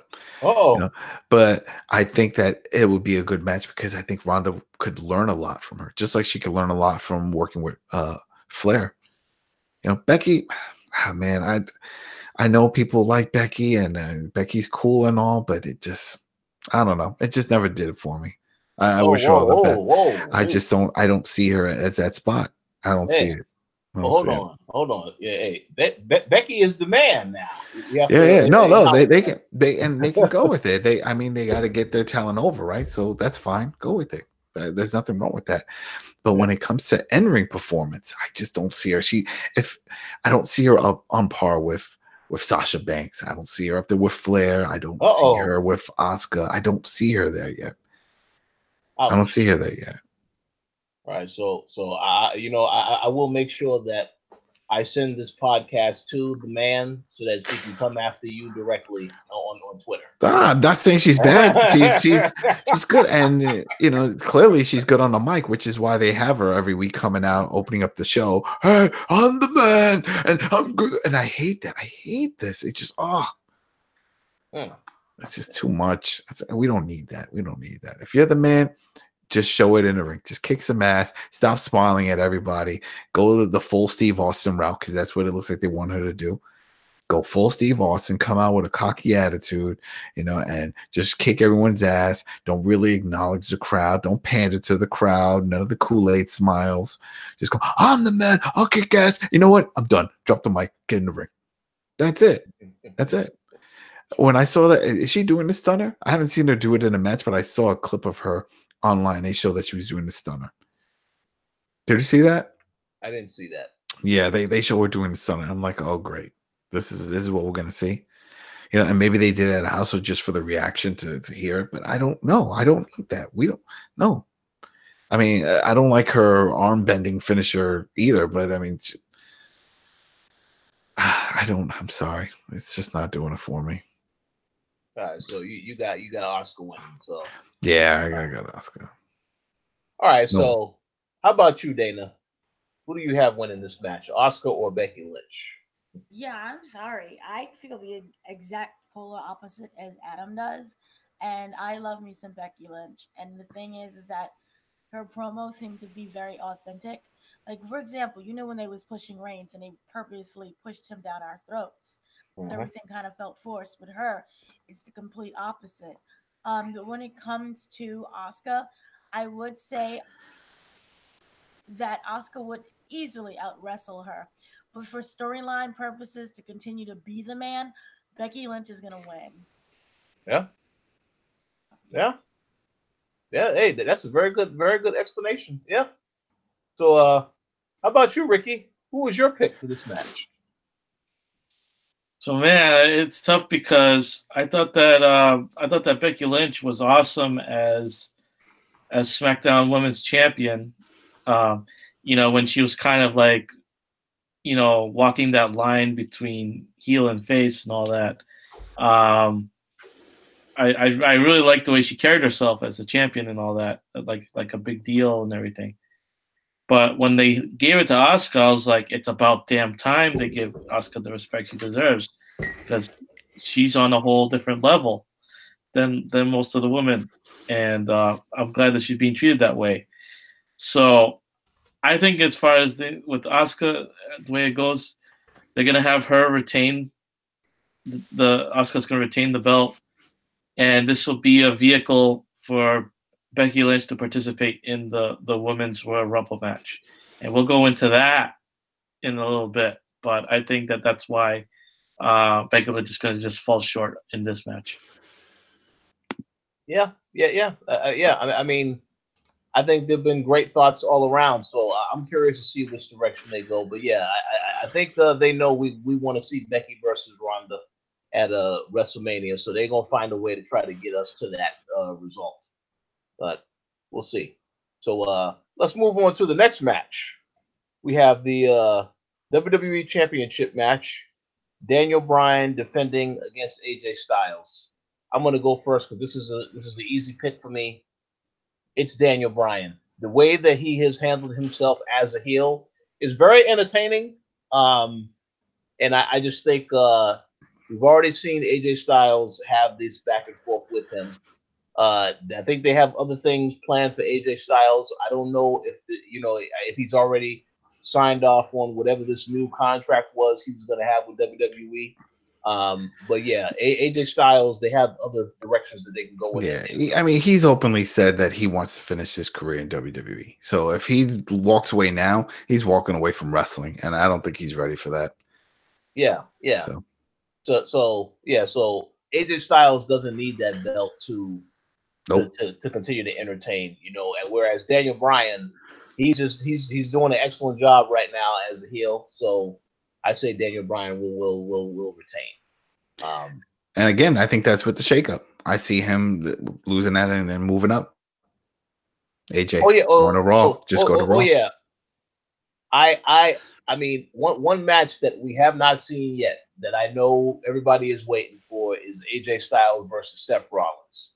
So that's definitely going to happen this year. And I think, whenever he gets moved to Raw, although we'll have to see what happens because SmackDown is going to need some star power when they get on Fox. So they have got to figure that out. One of those guys needs to move over if that's going to go down, but we'll see. And they'll probably move Dean. SmackDown is the house that AJ Styles built. Yeah, and he could burn it down and leave. That's it. I would like to see Dean Ambrose move to SmackDown. I think that he's being wasted on Raw. But. Oh, man, I'm so tired of this whole the Shield battling the Shield. It's over. Stop it. Just stop, friends. Then they break up, then they fight. I was like, oh man. Oh yeah. I'm sure there's so many other people in the back telling the back, like, man, if I wasn't getting paid right now, I'd go home. Because this is a waste of time. Who wants to see this shit? Who's writing this? It's lazy writing. And you know what? I take that back. I can't blame the writers because I'm sure they're not the ones. I'm sure they have all kinds of stuff. What do you think of this? Nope. How about Rollins versus Dean? Well, we did that last year. It doesn't matter. I like it. Put it on, and that's it. I mean, all the time I always hear on these dirt sheet reports, it's like, oh, last minute Vince rewrites this, Vince rewrites that. He's always doing it. His final say. It's like he ruins everything. Yeah, that's right, Mr. McMahon. So, but yeah, Daniel Bryan is my pick. So your pick is also Daniel Bryan as well, right, Adam? Yeah, I mean, he's on this is the push they're giving him. He's on this high, mighty push. They're trying to get him over as the all righteous and all that cheesy gimmick. I don't like it, but it's Daniel Bryan. He's a success story, this whole thing with his neck and coming back. So, yeah, they're going to let him have his time to shine. and they're gonna put him in as many big matches as they can because remember, all it takes is one wrong hit and it's over. It's you can laugh and everybody get up, but it's true. It's sad but true, and he knows it. And he's had some close calls. That Mustafa Ali, that looks scary. I don't know if you saw that. That inverted when he does that looks so scary that even the crowd was like, oh, and everybody every time they watch him, you just look at the crowd. It's like they're waiting for it to happen. They are waiting for something bad to happen. Well, I think at that point, and it's. I mean, if that was to happen, that would be a very interesting response since he is booed now for the fickle. Yeah, and then that's the thing. But it's a story, and that's the thing. It's fooling no one. Everybody in the crowd is just going along with the story. Oh, we get it. You want okay, whatever. Yeah, well, boo. Because as soon as if right now if he was to stop and just point those two fingers up, people go right back to yesing. Oh yeah, that's it. It's one of those. It's like Hulk Hogan. He's on Hulk Hogan's level when it comes to the way the crowd feels about him. Hulk Hogan can spray paint his face black and do the whole thing. But as soon as he rips that shirt off, everybody just goes back into Hogan. We saw that when he went against the Rock, remember? At Mania. And that's it. And it doesn't matter. It doesn't matter because when you're that over as a baby face, it happens also with heels, but more so with baby faces. You can flip-flop as many times as you want. People already chosen. You're the good guy. You're the guy they like. Maybe it's nostalgia reasons, whatever, but that's it. And they know it. So let them have fun with this. It's whatever, but it was like I think he's going to win this. With Austin's failed heel turn back in 2001. Oh yeah, he still got pops every single time. Still got the cheers. Still got the cheers, and I think that's like the only time that Vince actually gave into the crowd. It was like, all right, fine, just leave it, whatever. I give up. He never gave up with Cena trying to shove him down everybody's throat. People always forget about they forget about that because they're like, oh, he's forcing Roman Reigns. He's still forcing Cena. You know what I mean? But the thing is, Cena's good on the mic. Cena can help himself by selling himself. When he gets on the mic, people don't boo anymore. Before, remember, they would chant, oh, Cena sucks for nonstop. But now they know he knows how to cut a promo. So they stay quiet. They listen. But when he still comes out, they still boo him and stuff. So absolutely. Yeah. So how about you, Dana? Who is your pick in this match? Daniel Bryan or AJ Styles? But before I start, you have to if you guys get a chance, you have to see Daniel Bryan cut a promo. He's a champion for the cows. Just going on and on. There's like multiple promos that he did that is just downright amazing.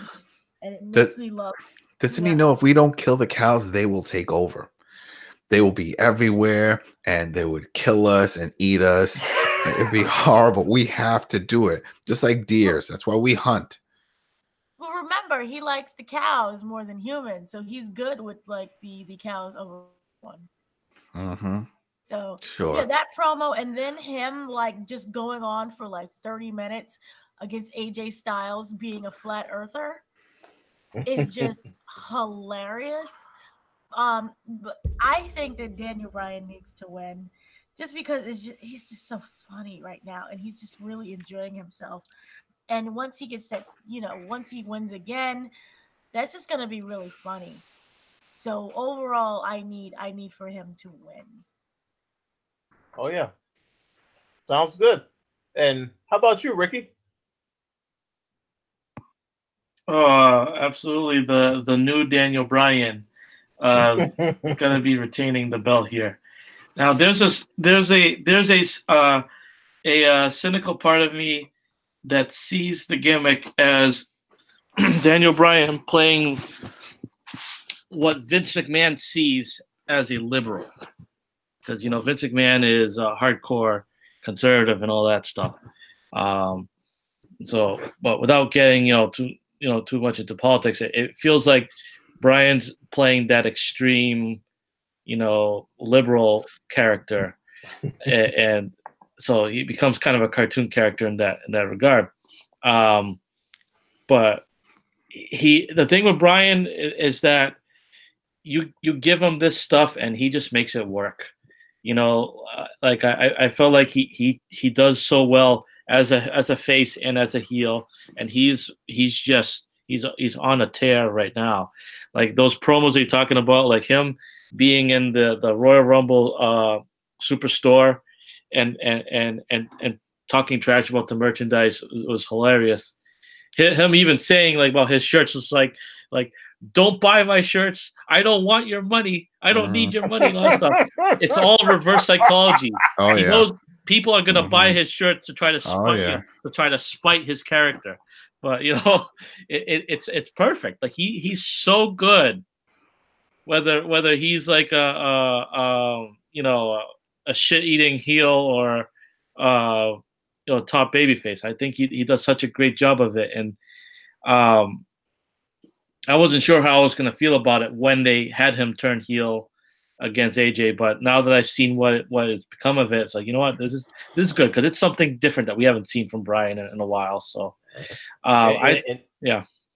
Oh no, and I was going to say, and by the way, I'm about 120% sure that is because of his own creative ideas. We know damn well Vince ain't that smart to say, yeah, you should be this type of heel. I think Daniel Bryan did all that himself.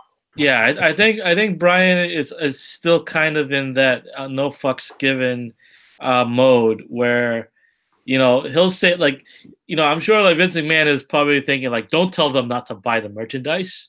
What are you thinking? But Bryan knows that he can do a convincing job of like reverse psychology with this, and it's a weird thing because Bryan is the anti-hero in a way, like he's the guy that like some of the stuff he says is true. It's just he does it in a very harsh way, and in a very condescending way, and that's the difference.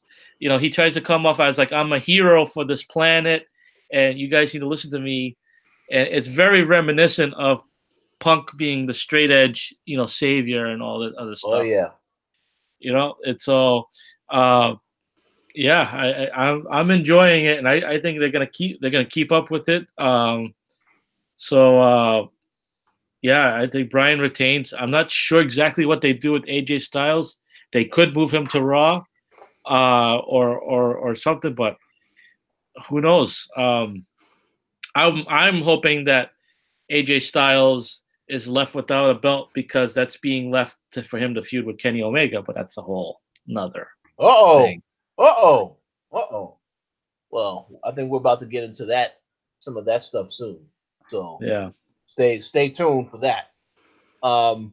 Okay, one more match to get into before we get into the two big Rumble matches, and this is by far going to be, I guess, the most interesting match.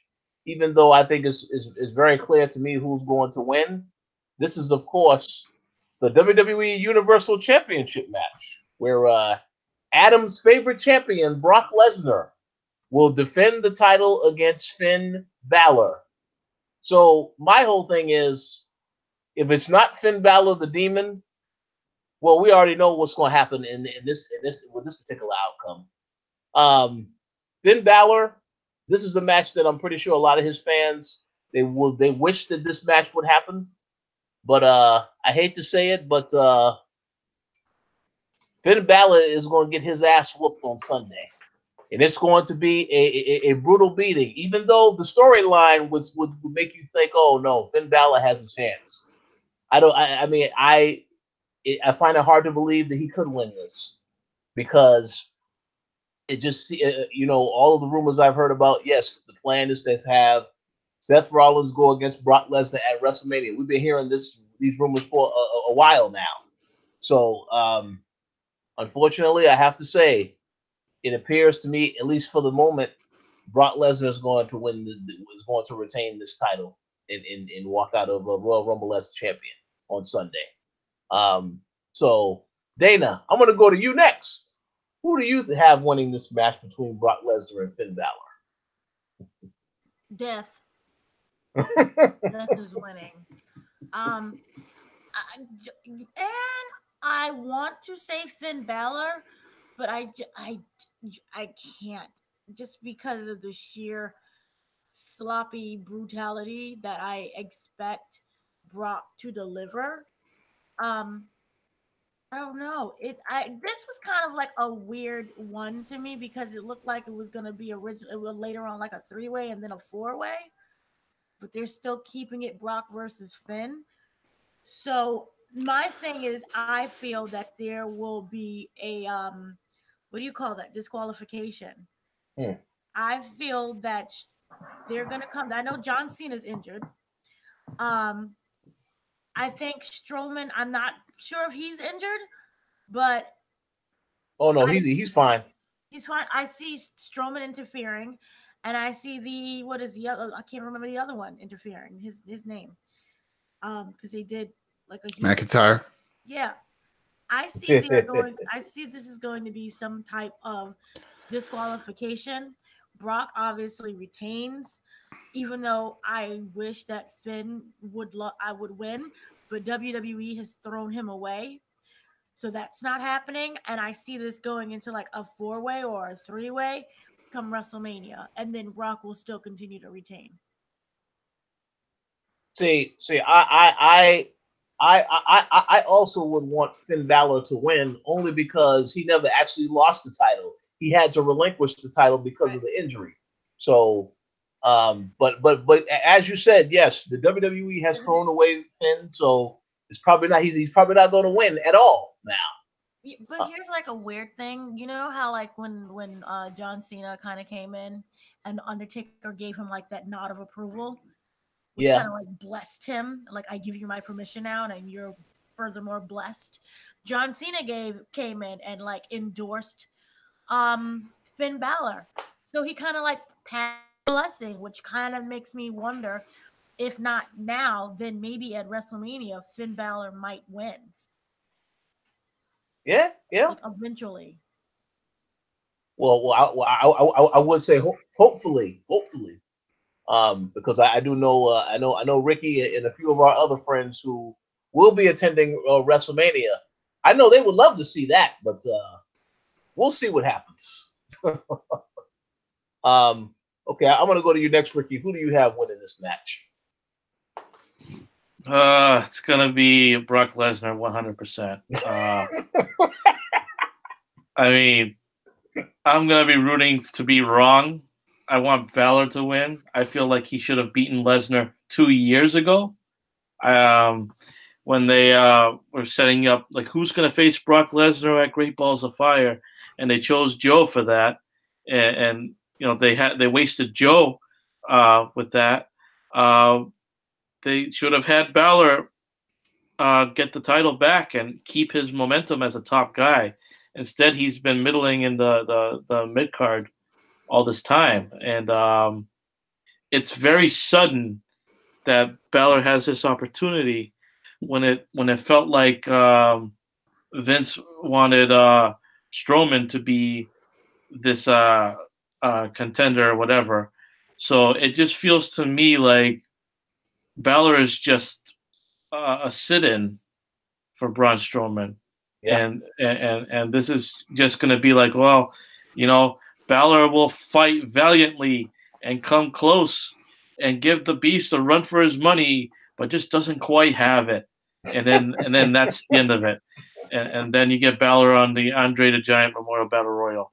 So it's just like, I mean, I'm glad that Balor's having this kind of opportunity to shine, but I don't trust like that Vince would have the balls to pull the trigger, and let him get that, you know, Universal title back. So I think it's going to be because he thinks that we want to see Lesnar hold the belt hostage for some reason. So I think Lesnar will unfortunately retain. Okay. And how about you, Adam? I think it's going to be Finn. I definitely think it's going to. And I think the reason why, not just because Cena endorsed him, but Brock endorsed him. Brock asked for this. Oh, yeah. People keep forgetting that this is Brock's call now. He doesn't like working with Braun. Remember the whole thing with Braun being stiff and not doing that was his own thing. We remember that. Remember, he used to give him he just does not like working with him. Oh yeah. And you see how WWE is completely just cutting out the fact that Brock got dominated overseas. Remember where he got F5'd out of the ring? That was a squash match. So for him to say, Brock, I know you're scared of me, and doing, come on now, he kicked your ass. He kicked your ass. It was disgusting to watch because they built up Braun so hard just for him to get squashed like that. But this is something Brock wants. And if there's anybody that Brock would be willing to drop the title to right now, I think it would be Finn Balor. Because remember, it's all about making stars. And that's the reason why John Cena is endorsing him. He's like, he's over with the crowd. I'm leaving. I'm going to Hollywood. I'm 1 foot out. You know, you need somebody else to fill that spot. Brock is only here for paychecks, and then he's gone. He's not full-time either. You need somebody day in and day out to be the face. Who could that be? That's new. It's going to be him. It has to be him. And this is it. Everyone is betting against him. Just like he said, Andre, remember we did the whole Giants angle where he was talking about, he was like, oh man, what's the old fairy tale? David and Goliath. Yeah. When he was doing the whole David, it's the same thing. Look, everyone is counting against him instantly. On paper, it looks like that. And that's why I think he's going to win. I think it's going to be a surprise. He's going to kick his ass, and he's going to win it. I feel like they're going to pull a swerve that they did for Goldberg. Remember with the Goldberg thing? And we're like, oh, this will be quick, and the whole thing. And then poof, he speared him 2 or 3 times, jackhammer, and it was over, and he won. I don't think it's going to be quick like that, but I think it's going to be a damn good fight. Because if he loses, think about it. If he loses, this is back of the line. Think about it. It doesn't, in front of the fans' eyes, it does that. It throws them to the back because it's like, well, Vince was right. Someone your size could never beat somebody like Brock. It's not going to happen. So what's the point? And if you have someone run in, again, it just defeats the whole point. It puts him down. It does nothing for Finn. It just makes him look worse. It makes him look weak. You have to have him come out as the demon, come out strong, and just give Brock an ass whooping. Let him take the F5. Let him take the F5. Let him do all that. But he's got the speed, and he can do it. He can do the moves. He knows. They proved it. Think about it. Everything was set up. The fact that he went against Braun on Raw this week. Why did they do that? They did that to help sell the fact that, hey, look, here's a little man who could beat up on a big man. That ended, with an interference, but he could do it. So that's the whole point. They're showing it just to sell it because I think Vince still doesn't think that it's completely believable, but I think it's going to work. And then they could set up for other matches because, again, just like you said before, he didn't lose that belt. He had to give it up. And who did he give it up to? It was for Rollins. There's your story right there. They get that rematch for the title at Mania. That's more of a story than Rollins and Brock. I don't give a shit. Yeah, no, I agree with that 100%. I just don't want it to be the same result where Seth Rollins injures Finn Balor again. No, that was just a bad spot. They should never do that move, especially because when they throwing you in the back like that, you don't know. You don't know how close you are and how far you are and how low it is. It's a blind spot. That's the same thing that hurt Sting when he did it to Sting in the turnbuckle. Remember? Oh yeah. So they know better now. Rollins did that to Ambrose when Rollins dropped the Intercontinental belt to him. Yep. TLC. Yeah, he did that buckle bomb to the buckle barricade, bomb. And I held my breath. I was like, "Yep." Ambrose just came back from an arm injury. Let's not do it again. Everybody needs to just take a page out of The Rock's book. Remember what The Rock would do every time he was taking a back body drop? He would put his hand behind his head, so then that way that it would hold his head up. His hand would spring up and hold his head up. And that's what they should do. Just freaking put one hand up behind their head just in case. But I think that's what's going to happen. I think he's going to win. And that'll be the big swerve. That'll be the talking point because it does nothing for the business to have Brock beat somebody that they're trying to push like Finn, especially after they just came out with a whole spiel about how they're going to give what the fans want and they're going to do this and do that. Well, this is what the fans want. Yeah. They want Finn as a champion. They want Finn to succeed because he was on that high road. He was on that fast track until he got hurt. Think about it. He's their first Universal champ. You know, so they were putting him on that. They gave him the rocket, but he got hurt. Well, put the shit back on him and see what happens. If it fails, then Vince could say, "Oh, see, I told you." But if he doesn't and it works out, then this is it. It's a new generation now. Yeah, I agree. We will revisit this conversation again soon. So in closing, just for that real quick, just for because Cena endorsed him, because Brock Lesnar endorsed him, because Paul Heyman endorsed him, and Triple H is endorsing him. I think he has a lot of the backstage politics pushing for him to succeed. They're going to give him the ball and see what happens. So I see him winning, and I see him showing up as the Demon to go against the Beast. Well, he definitely should show up as a Demon, because what you said about him taking the F5 and then get right back up, I would laugh. I wouldn't stop laughing if I saw that happen. Shit, I still think they should have went with an idea that they didn't do, but I think something that Finn had talked about he wanted to do in Japan, how he saw it, but they never really talked about. He wanted to make it like a Dr. Jekyll, Mr. Hyde thing, that he would come out as a demon and then he wouldn't remember what he did, and that he would have a whole different move set. Just like how he has a whole different movements of when he gets in the ring, it was going to be like that too. He would do all kinds of crazy moves and stuff to fit the demon character, like a Dr. Jekyll, Mr. Hyde, and then he wouldn't remember what happened. So like, well, you had a great match. He was like, I did.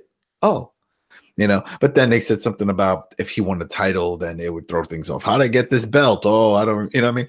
But I think it still would have been kind of fun, where he just like goes into his zone, sort of like what they did. Remember with Festus?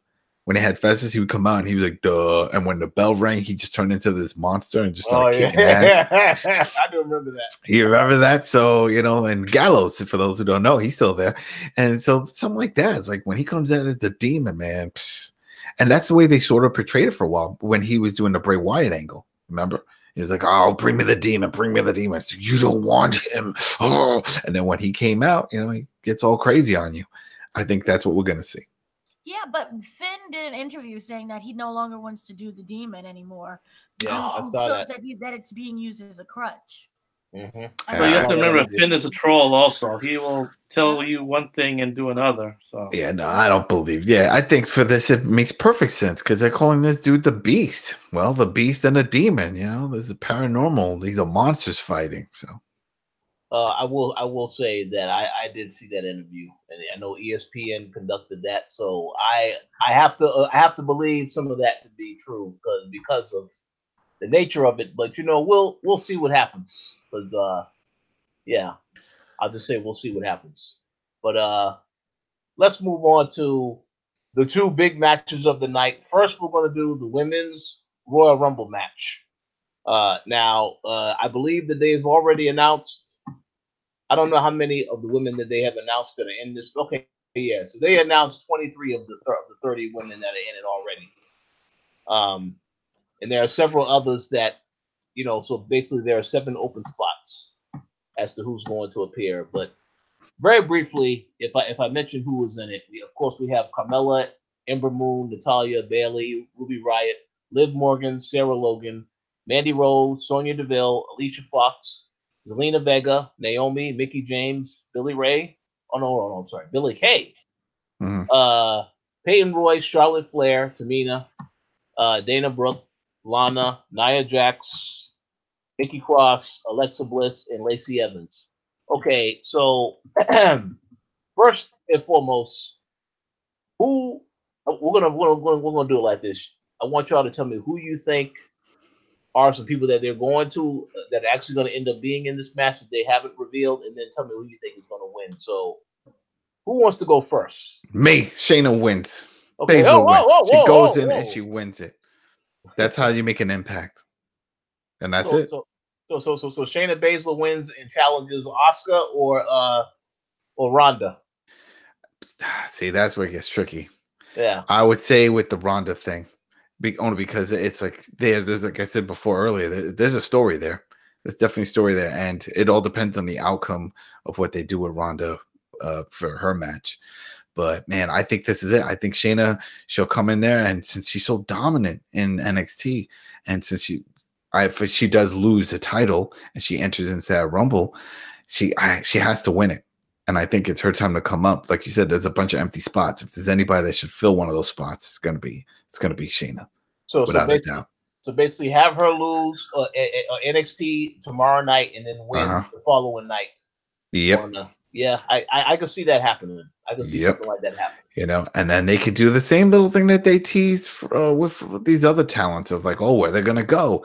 She could pop up on both Raw and SmackDown. She could do the walk the line and see, I don't know, maybe I'll do this, maybe I'll do that. You know, have her do the little stare down in the ring with Ronda. You know, people would go crazy for that. They would go crazy. They'd be like, oh, this could be good. Okay. You know? Yeah, sure. Oh, that sounds good. Okay. So Dana, did you want to go next? Okay. Well, one, I'm just happy that they acknowledged Nikki Cross exists. And they've been kind of consistent so far with that. So yay for her. We're getting there. When it comes to winning, I think Adam probably has it correct. Because I don't see any of the ones that they named so far winning or coming close to it. So I do see Shayna is going to be a nice addition. And her winning it can actually set up my 4 horsewomen storyline. So I'm happy with that. But if I was... Oh, wow. Wait, real quick. I just thought of something. Oh, my God. I just thought of something. This is really far out there. But if we were to believe that Ronda decided she wants to have a baby and do the whole thing, this could lead up to her getting her time off, because then Shayna could take that spot, beat her ass with the other girls from the 4 horsewomen. They just stomp her out, and then she's out injured, open quotes, and she goes and she reproduces. Wow. Wow. Yeah, but if not, I mean, but even though, I mean, either way, I think regarding the two, yeah, Shayna has the star power. I mean, Ronda, but Baszler, she's ready. She's ready. She's good on the mic. She's great in the ring. I feel she picked it up just as fast as Kurt Angle did. Because right now, if I would just grab somebody off and be like, hey, watch this girl's match. What do you think? Oh, she's just a female wrestler. You would never think that she's only been in the biz for a couple of years. And, you know, she comes from another sport. She's legit. She picked it up quick. Yeah, she did. And that would be a great thing to happen. I'm not sure about her running off Ronda to have some babies and coming back like in 9 months, but I do like the addition of Shayna. But none of these women that were announced so far, I don't think they'll even come close. Does anyone want to see Grandma Mickey and Alicia Fox? Yeah, Alicia Fox. They're filler. Really? Lana, come on now. Lana, really? These are fillers. These are filler spots. It's sort of Billy Kay. Come on now, Sonya Deville. Although I would like to see Sonya Deville get somewhat of like at least a top 10 in there. Hey, at least it didn't go old school like the first one with all those legends that were in there. Oh my lord! Thing. That's what I honestly think. You have Mickey James already in there, so there you go. Use your legends. But I do see Trish and Lita coming back in. No. Yeah, remember they're in the ones they didn't call. It's supposed to be 30, and they didn't call everyone. So you're gonna have the legacy one. Maybe. Oh yeah, but yeah. I mean, they're what about the spots? Oh, and the female UK champ, Toni Storm. Oh yeah, I could see them throwing her into the mix, especially since they want to advertise that other brand. Hell, we forgot all about that. Yeah, that's another show they have, NXT UK, with a whole other set of roster right there. Come on, with Walter. They could essentially just have their own, like the NXT and the UK version just come in and fill that spot. But I do think that we're gonna get, because people want to still see for some reason Trish Stratus and the other one, Lita. Yeah. Oh boy. And I don't. Maybe throw what's her name? Not Sunny, because that's a hot mess. But isn't she in jail? She's still in jail. Probably. believe the one who threw the belt in the trash. Oh, Blaze. Yeah, she's Alundra still Blaze. around there and she's still wrestling. So throw her in there. And Oh, there you go. There you go. What Ivory? Put Ivory in there. Ivory's still. Ivory's still there. Well, so Yeah, is she's still the other one who turned into a soccer mom, the Crash Holly woman. Oh, Molly Holly. Molly Holly is. Oh, she could definitely show up. Molly Holly. She still does. I just saw her recently at a show in town. She was with well, I didn't go, but I saw the flyer. She was doing the stick with the Hurricane. There you go. And They were doing that whole thing again. Yeah. She can go in there and wrestle, and I can see everyone just because it's just one little spot, and you call it a day, and you go home. So they're gonna have the legends, and I think that they might have the legends more than the NXT or the NXT UK ones, for the simple fact that that is well known. If you call in Tony Storm, and as you even said yourself, no one watches NXT, so it's gonna be that stare of like, as opposed to Lita and Trish, where everyone just completely goes crazy over. But aside from that, what you said previously with the Shayna Baszler, maybe we'll get Zelina, because she's been pretty good right now. So we get a Zelina and who's the one with the Naomi? Yeah, and Ember, she needs the huge push as well. So but I just don't have that much faith in WWE, and I kind of maybe will end up seeing like the same 4 girls who will end up Natalia, Bailey, Alexa Bliss. She has a big thing. Remember, she announced, and she was just supposed to be a manager, so she's coming back, and she works with her whole little gimmick there, so she can easily win. But I don't really see many surprises coming from the women's division, unfortunately. Yeah. Because half of them we just don't know, and the other one are like 50, and they're going to just do that one-time thing. It's all about surprises. I'm glad. I'm still upset that we even know as much as we do. I don't like the fact that they announced who's number 30 with Carmella and the whole thing with the truth. I don't want that.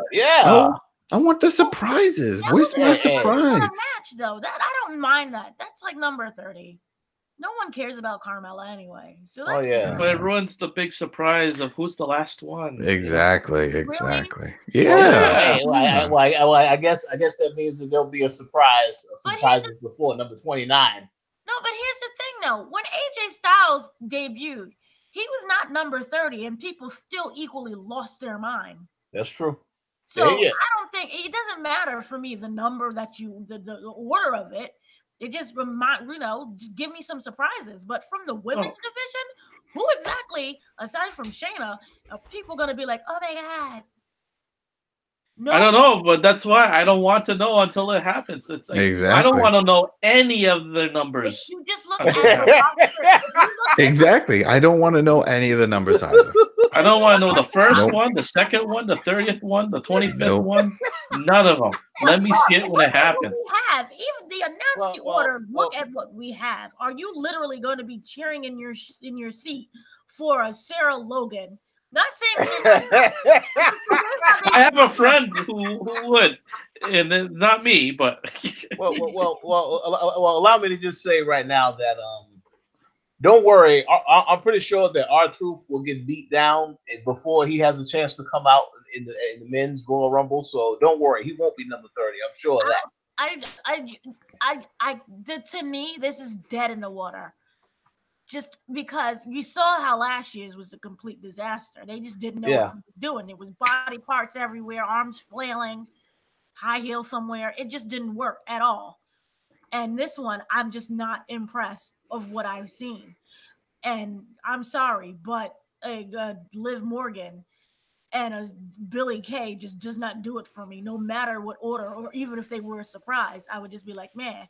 And overall, they've kind of killed their own women's division.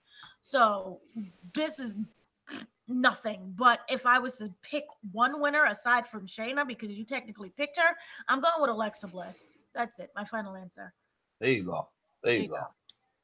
Awesome. Okay, Ricky, do you want to go next? Sure.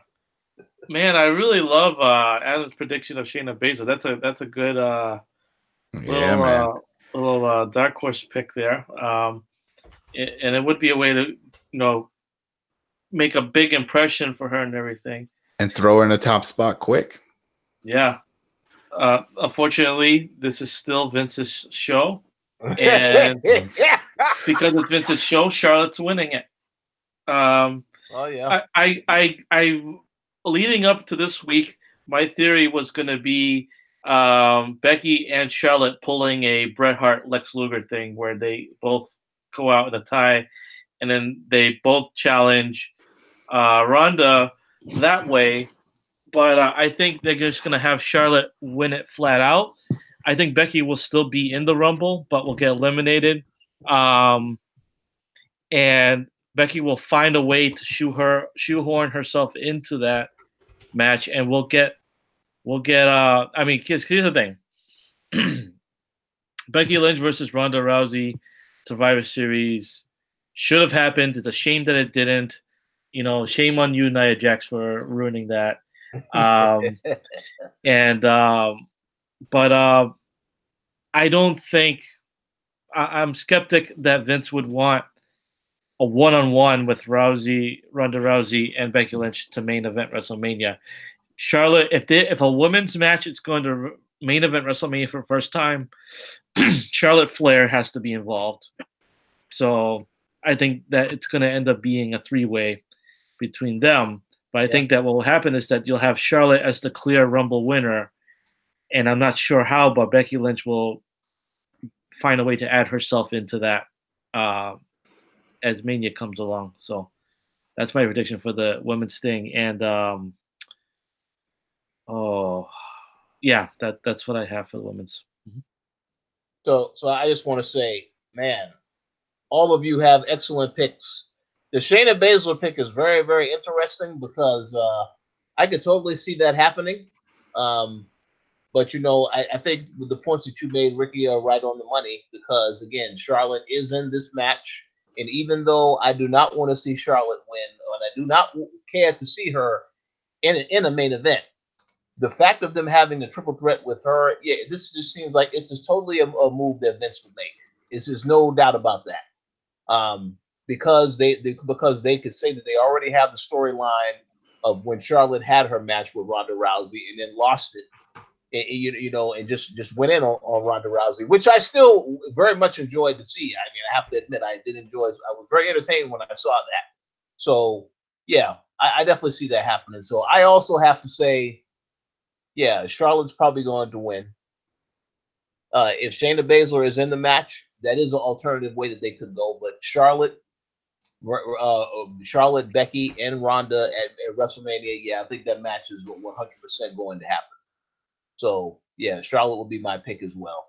And as for the surprises, I agree with a lot of what Dana and Adam had to say. If I can throw in one other person who I could see as a potential person in this match, somebody who I've wanted to see compete in this match, and for that matter, in WWE for the longest time, I would say Karma. Because we haven't seen her. We saw her on Glow, obviously, but I feel like throwing her into this match, people would love that. I think to some extent. Is she still wrestling? I don't know why I felt like she retired just to act.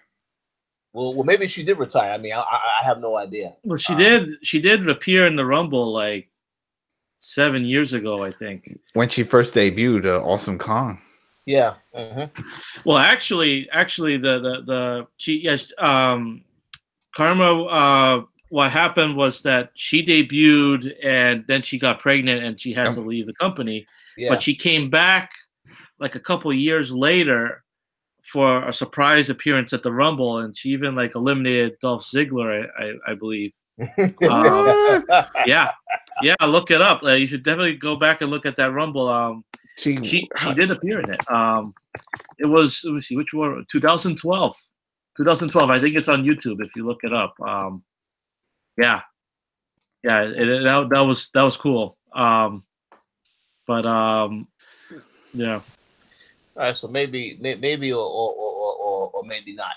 I would love to see her show up anyway. you know. So that'd be a cool surprise there. Let's see. Was Tony Storm announced for it? Because like, No. Well, that's what I said. Yeah, I figured they should throw her. I mean, she is the women's champion, you know. So, and they spent a lot of money getting her. Yeah, I think that'd be a good way to showcase NXT UK by putting her into it. You know, you could get how do you pronounce it? Is it Io Shirai or whatever? Like, yeah. Get her in it. Yeah.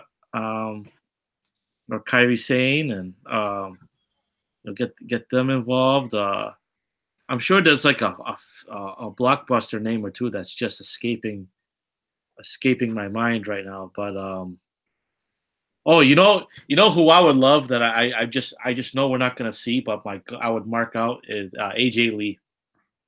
Oh man. Well, hey, when hell freezes over, and CM Punk decides, hey, you know what? Yeah, you can wrestle again. No, that never. Yeah, that's it. That is not happening. No, that won't happen. But yeah, that would be one can dream. Yeah, one could certainly dream. One that possibly can happen. I'm not going to say it's going to happen this year, maybe next year. I definitely think we could see Paige make an appearance in this type of a match whenever she is cleared. If she does, just for a one-time thing, I do think that could happen in the future, but I don't see that happening this year. But we'll see. Okay, so now let's move on to the main attraction. This is the match that I mean, is totally in no way predictable at all as to who's going to win this, especially after a promo that was cut on Monday Night Raw this past week. Of course, I'm talking about the men's Royal Rumble match, in which 20 of the superstars have already been announced for the actual match. I don't know if I need to go over all 20 of them because we already know. I mean, everybody who's been watching WWE knows who the 20 are.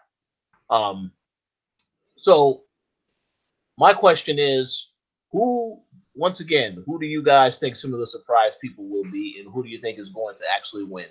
And I would like to start this off because to me, it is very obvious to me who is going to win, or at least who is going to be in the final 2 or 3 left in this match. And I think it's going to be Seth Rollins. Why? Because WWE had him cut this promo, this huge top babyface promo on Raw this past week, which makes you, first and foremost, it establishes him to me as the top face. If he wasn't already the top face, I think he definitely is after cutting that promo. And then, of course, because of the fact that he has already alluded to the fact in other promos that talking about Brock Lesnar, this is a champion that's never here, all this other stuff. This is why I said, if they decide to have Finn lose, then it's definitely going to be Seth Rollins versus Brock Lesnar at WrestleMania, because he has already mentioned Brock Lesnar in his promos.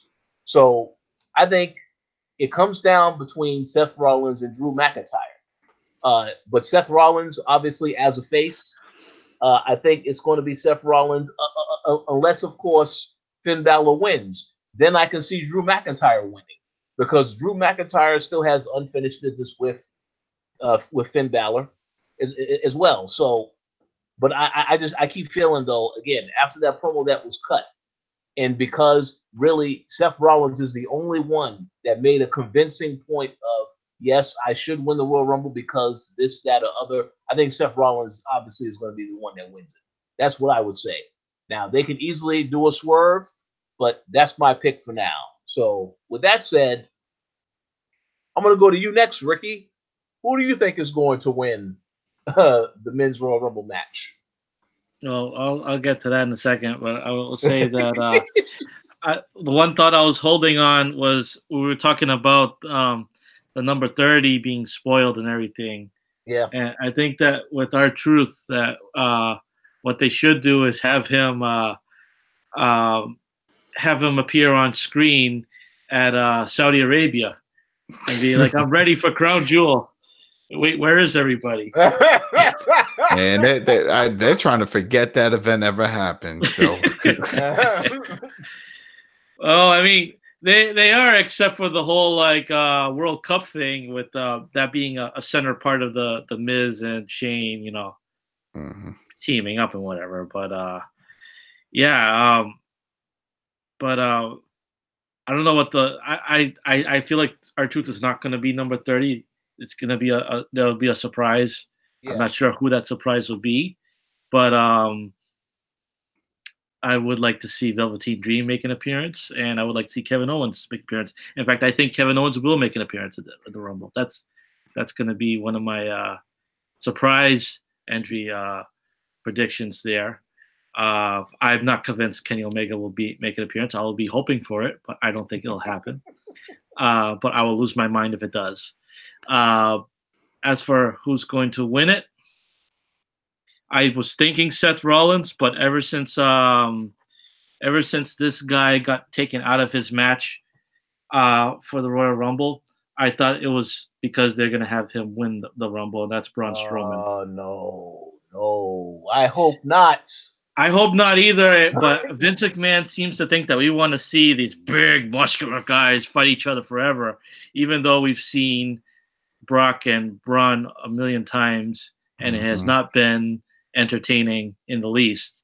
But I think that was a thing that yes, one part of it is that Braun definitely shit the bed when he had the chance to prove himself on the mic on Raw a few weeks back. Yeah, it was pretty bad. Pretty bad.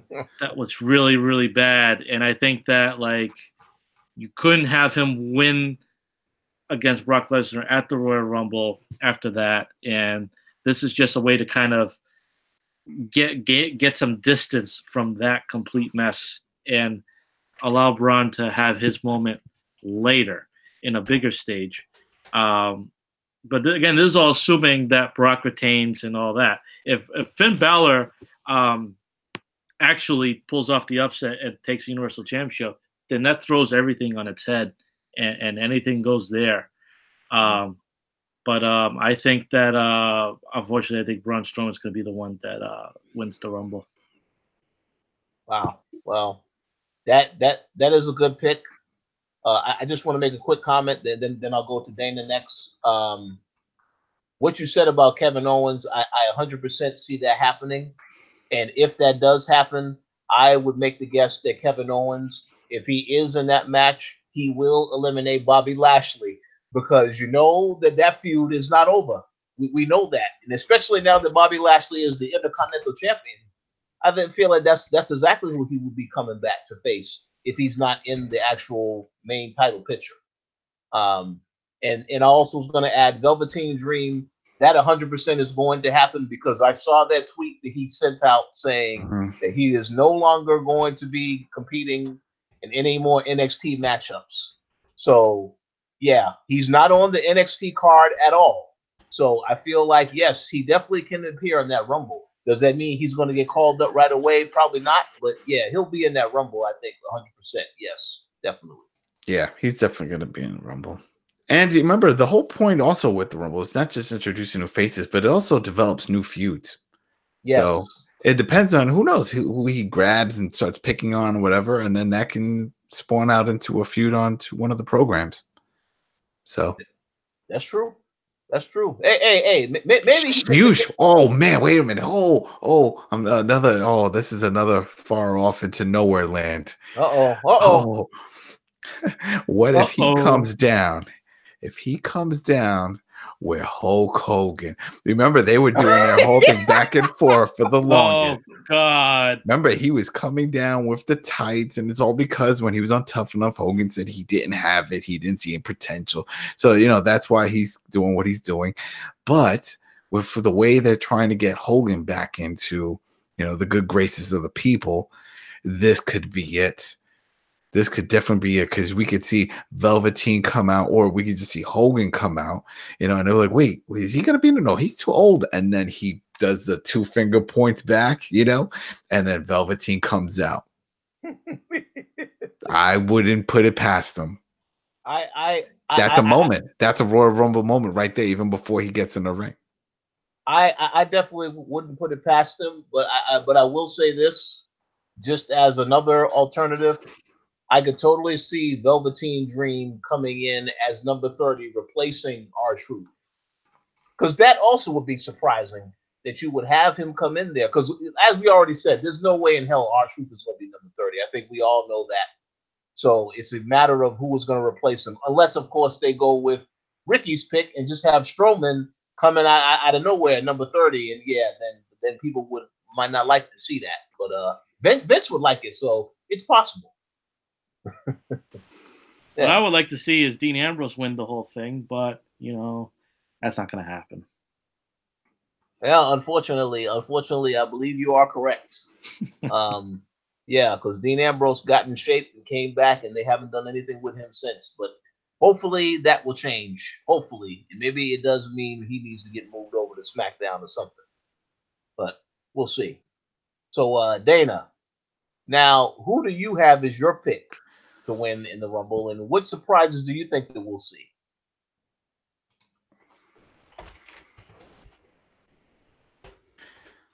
Uh-oh, what happened? I don't know. I think she cut off. Well, while we wait for Dana, do you guys think that Batista will make an appearance? Oh, no. No. I don't see that. I think with his film schedule and all the stuff he's doing, he's deep in Hollywood right now. He was in talks to have a big match at WrestleMania recently. Oh, but that's a one-off thing. That's not with Triple H, right? Is that going to happen? Well, not Triple H. They didn't reveal who the other opponent, because Triple H is still recovering from this injury. He started training again, but I don't think he's ready to in shape for WrestleMania like that. I don't know. But yeah, Dana. So your pick for the Royal Rumble match? Something happened. It got cut. That's it. Can you hear me now? Yeah, we hear you now. Okay, I believe that there will be a lot of surprises from this. Obviously, you have the rumors swirling around Abyss making an appearance. I know if he actually signed, I love that. I don't believe he signed. But if he is actually there, he could be the AJ Styles of this year. Oh, yeah. In terms of that pop, if he comes out, because he was the last stronghold of TNA. Mm-hmm. He was like the godfather. So I really would like to see him there. We're not getting Kenny Omega. He's busy with AEW. Please leave it alone. He's happy. I also could see, I know, but in a weird way, Batista has been doing that weird back and forth with the WWE, and he wants to return, but they don't want him. So I could see maybe I'm like less than 1% that kind of appearance happening. But in regards to the entries, the names who they did announce already, I know that John Cena's taking a back seat because he's doing 15,000 movies and other projects. But I would probably have to go with, I don't even know. I know Seth Rollins is really, really hot right now, and they'll probably keep up that momentum and have him win. But I think this is like the one match that you want to watch just solely for the surprises of who is going to appear. Yeah, I agree. Do you guys have any Final Four choices? That's a good one. I believe I might be able to answer that. Abyss.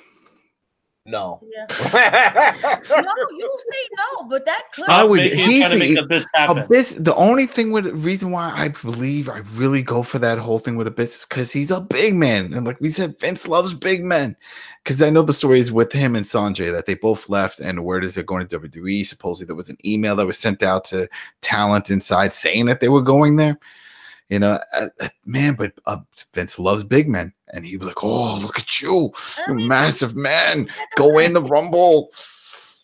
That doesn't work. Samoa Joe never really. Oh no. He didn't. Samoa Joe to him looked sloppy. He never wanted Samoa Joe. I remember Bruce Pritchard talking about it a long time ago on his show. He's like, "Oh, we wanted him. It's Vince that didn't want him." You know, and that was a whole shocker with Kevin Owens. Remember, because Kevin Owens doesn't have that look. They were like, "Why go there? They're not going to push you. They're not going to," and they did.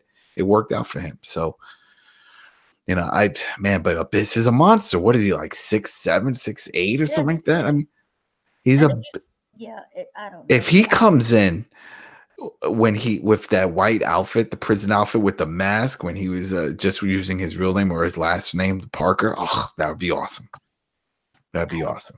Yeah, that would be. And then like some weird Wyndham thing. I know Undertaker's still alive. Yeah. That would be the match. That would be a Mania match right there. We waited years for that. That's the one thing that we deserve. It could be a do-over from the Sting match that we wanted and never got. Yep. So. Oh, and then Sting comes back and they do a triple threat. What? In an Inferno match? No. Well, that there's no way, as Vince would say, no chance in hell that that's going to happen. But that's a good try. Sting. So here's the thing I will say about Abyss. Yeah, he could be in the match, but you said Ricky asked for the Final Four. Nah, son. The Final Four, I think it's obviously going to be Seth Rollins, Braun Strowman, Drew McIntyre, and that fourth person, I have no idea. It could be anybody. R-Truth. Oh no. He's been there the longest. He has been there the longest. I do think it's going to be someone who they think who they actually are going to try to do something with. Oh no, I don't even know if Titus even in the match. He's in it. He's in it. Oh yeah. Okay. All right. Oh Lord. Here we go. He's in it too. Okay. So hopefully he actually makes it into the ring and doesn't go underneath the ring like he did in Saudi Arabia. We'll see about that. Yeah, you know, I mean, I don't know who the fourth person would be. All I know is that, in my opinion, it is going to be between those three: Seth Rollins, Dean Ambrose, and Braun Strowman. At the end of the day, unless of course they change things up. But I think Seth Rollins' promo, it has made it way too obvious. So I feel that they have to change it now, because after hearing that promo, there's no way that you can't think, oh, this guy is totally going to win the Royal Rumble, because who else made a stronger point as to why they should win the match? You got to think about that also, because back in the day when they had the Royal Rumble, when they had people have these promos, that to me is something that is totally missing now. Because there's like, you know, you had everybody, and it really felt like there was a sense of who can win. But now it's not really too much of a suspense. It will be surprises in it, but as for the winner, I think they kind of made it a little obvious. But again, I hope I'm wrong, but we'll see. So I believe you're next, Adam, because I think Ricky had his pick. Dana. Oh, actually, no, Dana. Who was your pick to win it? Oh, my pick to win it. Yeah. Again, WWE is redundant, so Seth Rollins. Okay, there you go. So Adam, now let's hear what your surprises are for the Rumble and who you think is going to win.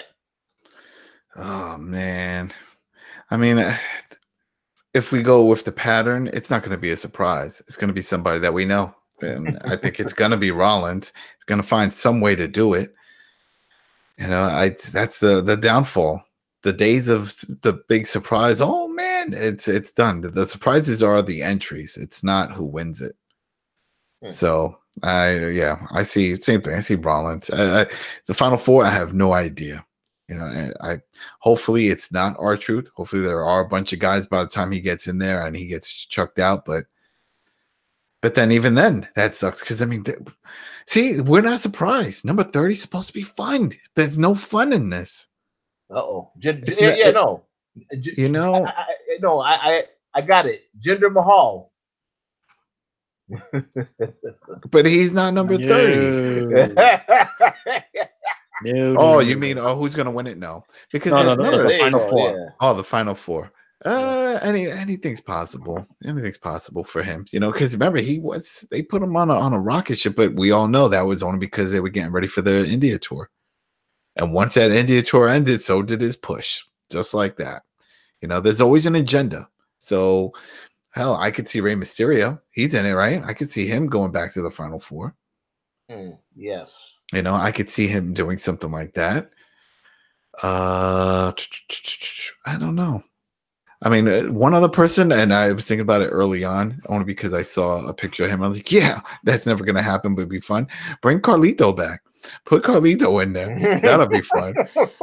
I'd like to see Carlito back. He always teases that.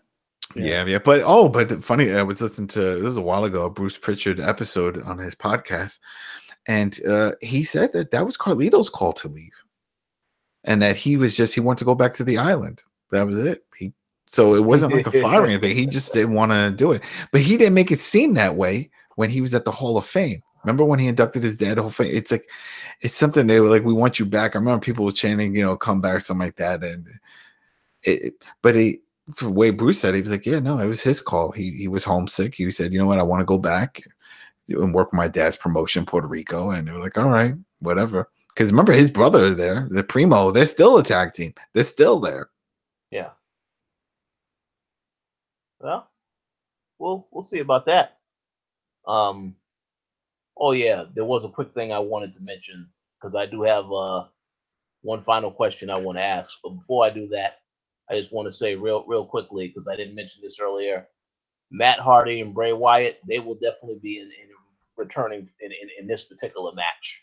Oh, I know Matt Hardy has already said that he is not retired, that he got he's not retiring. Treatment for his back. He got his back fixed up, he said. Yeah. That'd be interesting. So they'll probably be in it. Bray Wyatt has been gone for a long time. I think if you want to have him come back in this. People will pop for that because they've been wondering what the hell is going on with this guy. So here's my final question that I want to ask. Yeah, we had great predictions all throughout, but here's my final question.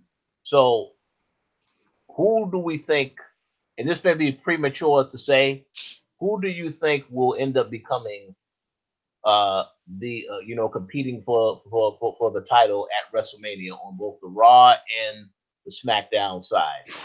Now, I would like to go first and say, I already said Raw, Seth Rollins versus Brock Lesnar. That would be my pick if Brock Lesnar retains.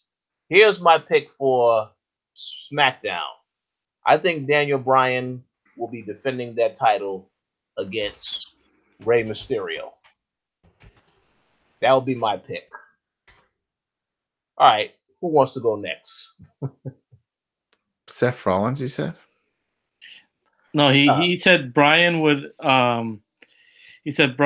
defend against Rey Mysterio at WrestleMania.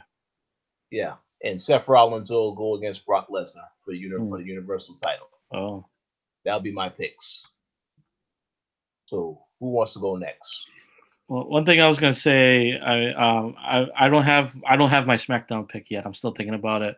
Oh, but I think that as far as the Final Four, the Rumble, I think it'll be Braun Strowman, Seth Rollins, Drew McIntyre, and Randy Orton. Oh no, Randy Orton! Yes, man. No, I'm tired of Randy Orton. Man. The reason why I was gonna put Ambrose on 4, but then I realized that would give you 4 Raw participants, and you got to have someone from SmackDown in the Final 4. So that's true. Yeah. I said, and they should probably have it be a heel. So Randy Orton, there you go. Well, why not Andrade? Andrade, he could be an interesting, sleeper there. And he's been beating Rey Mysterio on SmackDown lately, so maybe.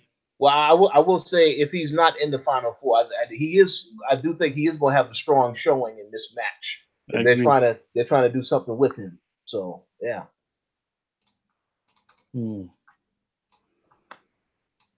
But Adam or Dana, you have any picks for that particular question? No, Seth Rollins. Yeah. It's all I can really think of. And as for the other one, I don't know. Daniel Bryan, I don't know.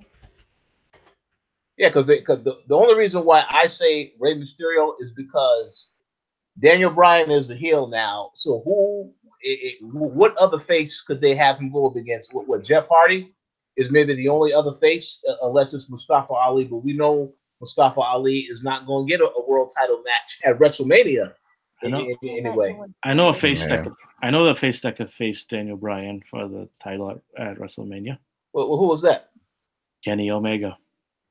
Ah, yeah, Kenny Omega. No. Now, what would be really cool, and I know this is me, like, I'm talking on my ass here.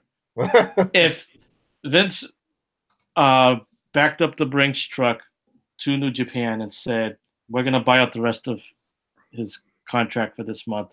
Let us have him for the Rumble. Have Kenny Omega win the Rumble, be the first man to, I believe, the first man to win the Royal Rumble in his WWE debut. And then have him challenge Bryan at WrestleMania for the belt. Could always do it that way, but I don't know. I don't think I think it's fancy booking. I don't know. I feel like they kind of painted themselves into a corner with this, because if you had AJ Styles as the champion, that opens up a few more possibilities, I think, as far as who can challenge him. But yeah, I don't know. I got to think about that. Yeah, to be determined. Yes.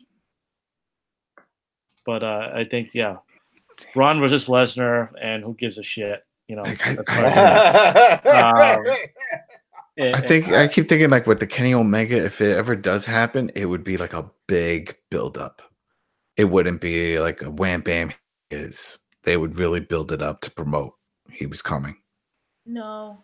You don't think so? You think they would just throw him in there? The element of surprise would be best. So to build him up and to say he's coming soon. They pulled that mess when he did just the when he was on the network back in 10 years ago when they had the footage saved. They was promoting that, and it was weird. No, don't promote him. Just have him shock everyone. Just remember when they did with Rhonda when she came during the Royal Rumble. Yeah. And how they kept saying, no, she's not here. And she was like, I'm filming a movie. And that big shock that happened, you need that shock factor when it comes to Kenny Omega. Okay, well, Kenny Omega is still silent, right? He hasn't said nothing on Twitter. He only said one thing. He said that he was going to be on a big stage. That was it. That he was going to make a big impact on a big stage and a nationwide. Yeah, and that's the thing, though. People at first you would say, "Oh, well, then that's WWE," but then because we know he's done with the whole and Ring of Honor, but then AEW came in the picture. So but is AEW considered a big stage already? Well, they have what, $100 million funding. So, well, a big stage is Madison Square Garden, and that is where. He's not in that show. He already said he's not in that. He's not. So he's not in that. He's not going to do the Japan Cup or anything. Nope. Wow. Yep. That was the first thing people wanted to know. They were like, "Oh, he's still going to be in it." Like, no, that's after his contract, and he's not coming back for that. And he's not doing anything with Raw. So, but what about him being 1-1 against Tanahashi? You know, like you would think they'd have like a rubber match to kind of settle it. And he could always do like a 3-month contract or something. I don't think that's what he wants. But yeah, that's probably not what he wants either. So I think that they think, man, it would just be so cool if they found a way to come to an agreement to have Kenny Omega appear at the Rumble and win it. It would be such a big shock. And it's like, if casuals have never heard of Kenny Omega, they'll hear of him now. We live in the age where everyone has access to Google. They can look up who he is, and they're gonna talk the hell out of him the next day on Raw. It's like, so I don't worry about how are they gonna promote this guy by having him just win all of a sudden.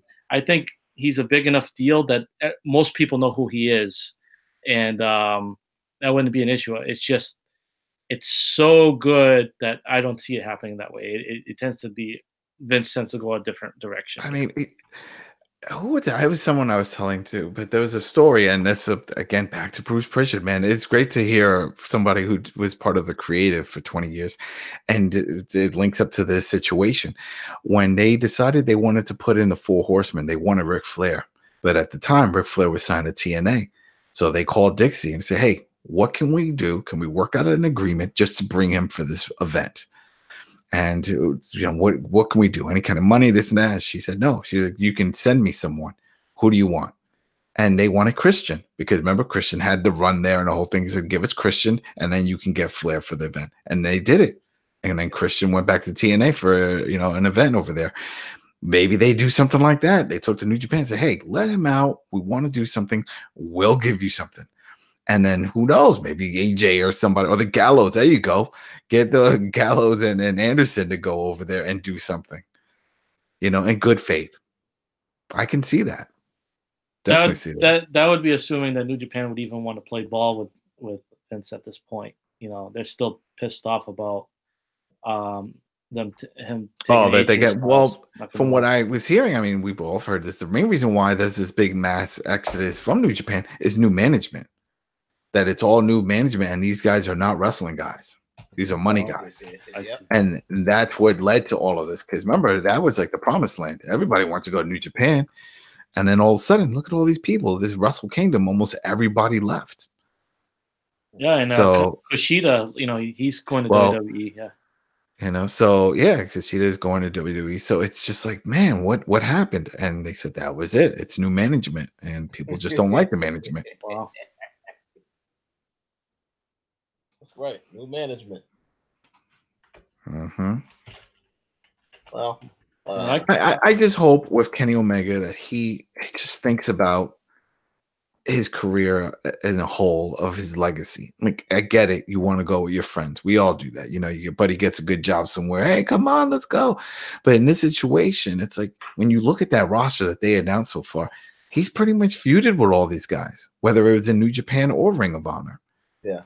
So who are they really looking forward to having good matchups with? They're looking forward to having good matchups with people from WWE that leave.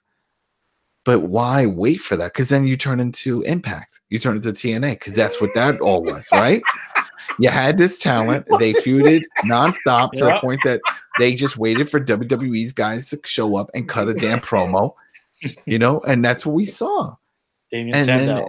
Yeah, that's what I'm saying. It just wasn't everything with Christian, like I just mentioned, and then we had King Booker, Booker T, and it's just one after another. The Dudleys, everybody. It just, and then it's like, and that's what happens. That's what all these promotions become.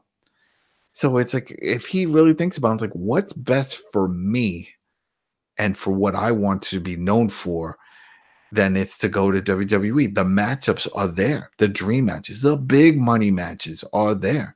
Yeah. Everything is pointing. Hell, even if they were to do a triple threat with him, Shinsuke, AJ, that is just go ahead, book your flights. This is it. And he has to know that. So even if he says it's not about the money, fine. It's not about the money. Think about your legacy. If you're all about wrestling, this is wrestling. This is where the talent is. This is where you should be.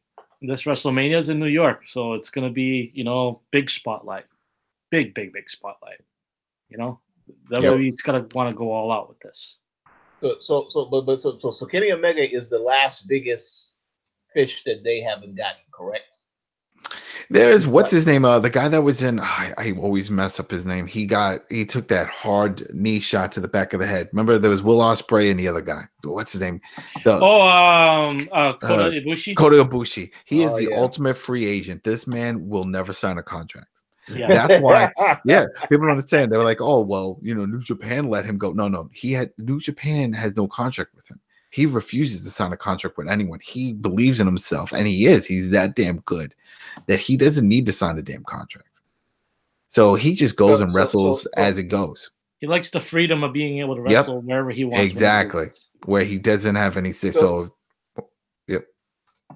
So in other words, if if they're able to get Kenny Omega, then that will definitely interest, get him interested then in working with WWE more. Then that's what you're saying.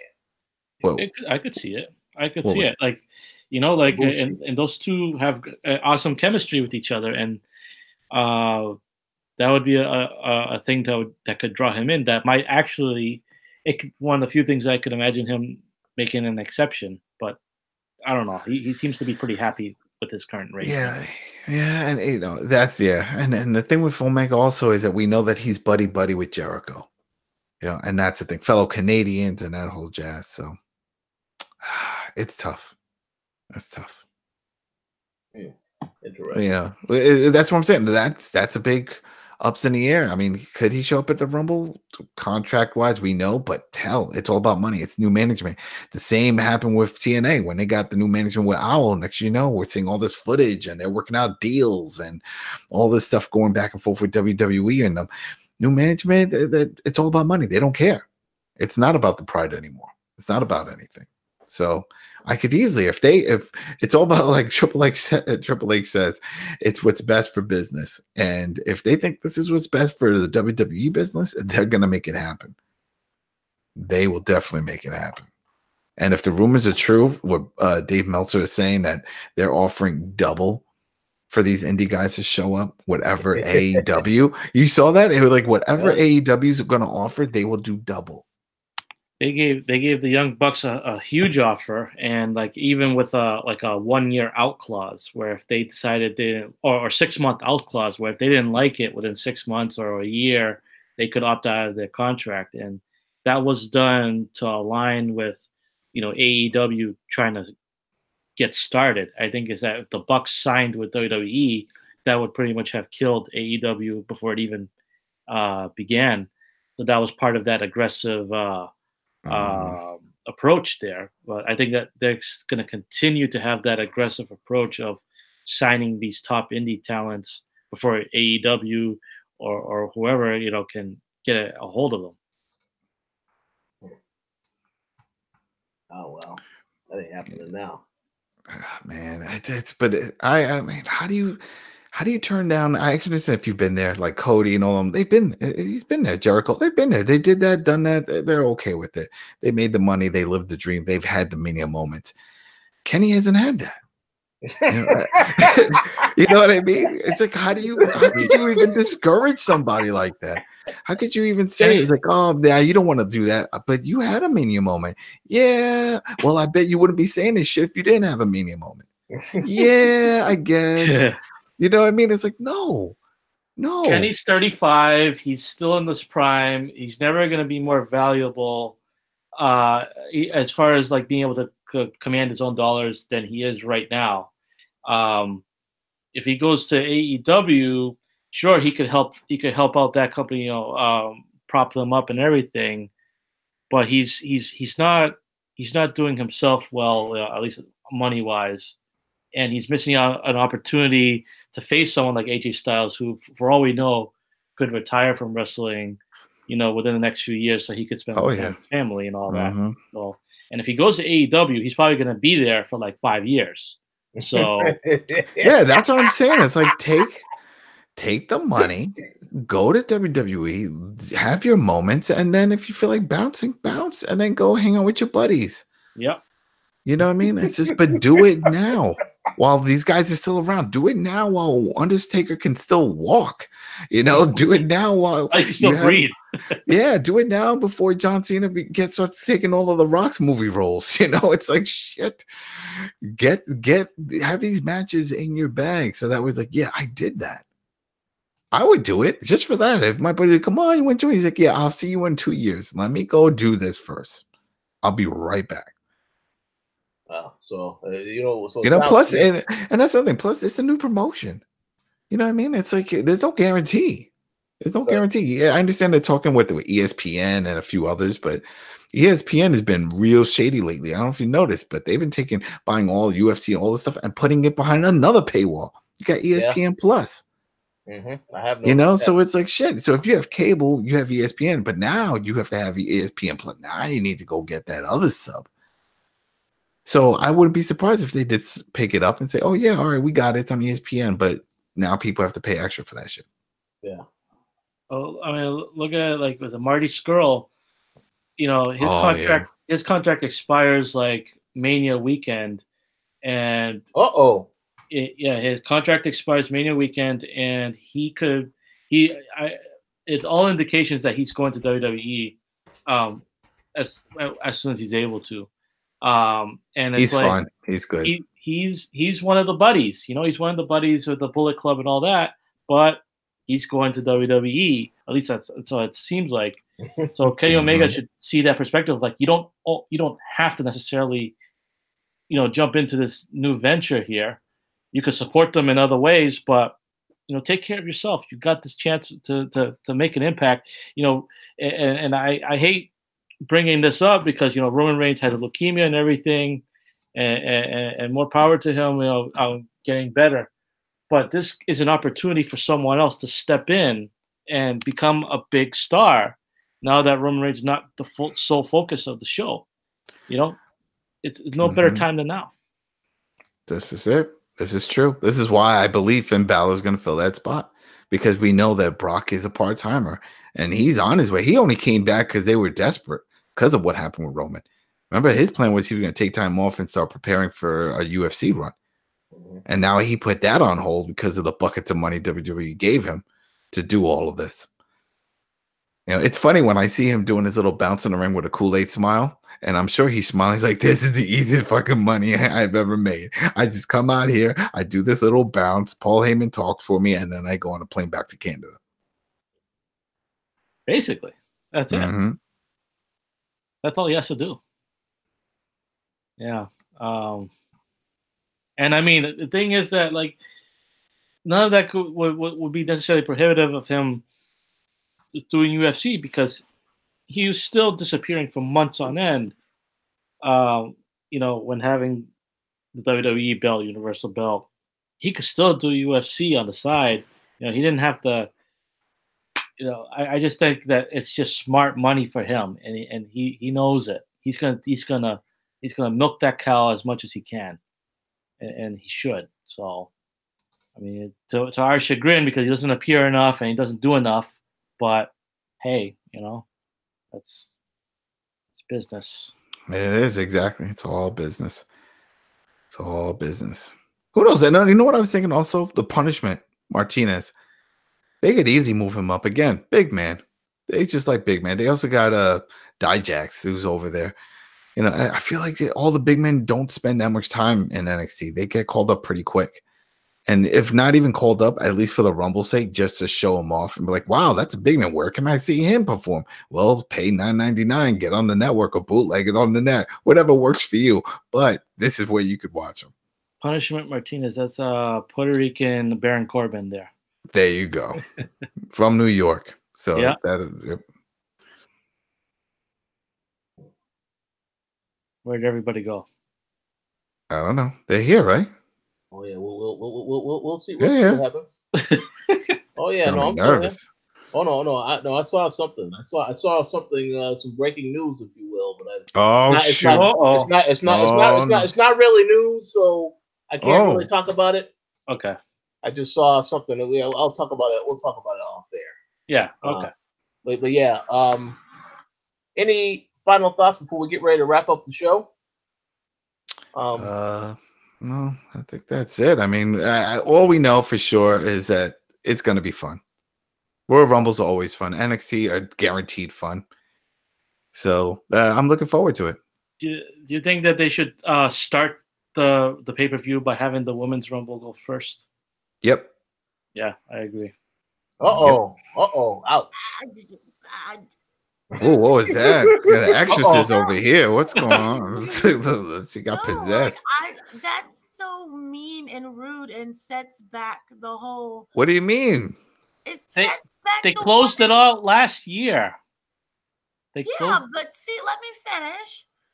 Like, it's mean and rude to do that because it sets the women back.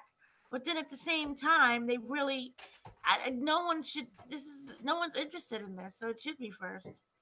Well, you know what'll probably happen is one of those title matches will be early, and then that will the loser of whatever title match it is can definitely show up later in the Rumble match and potentially win that. So that's you probably see that happen.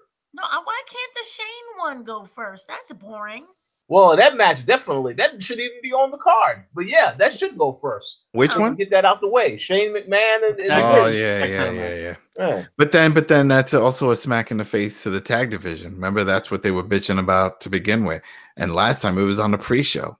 Oh, because The Miz and Shane McMahon is upholding that tag division? Well, it's the boss's son. It's the boss's son. So what can you do? And there you go. So that's why they should open.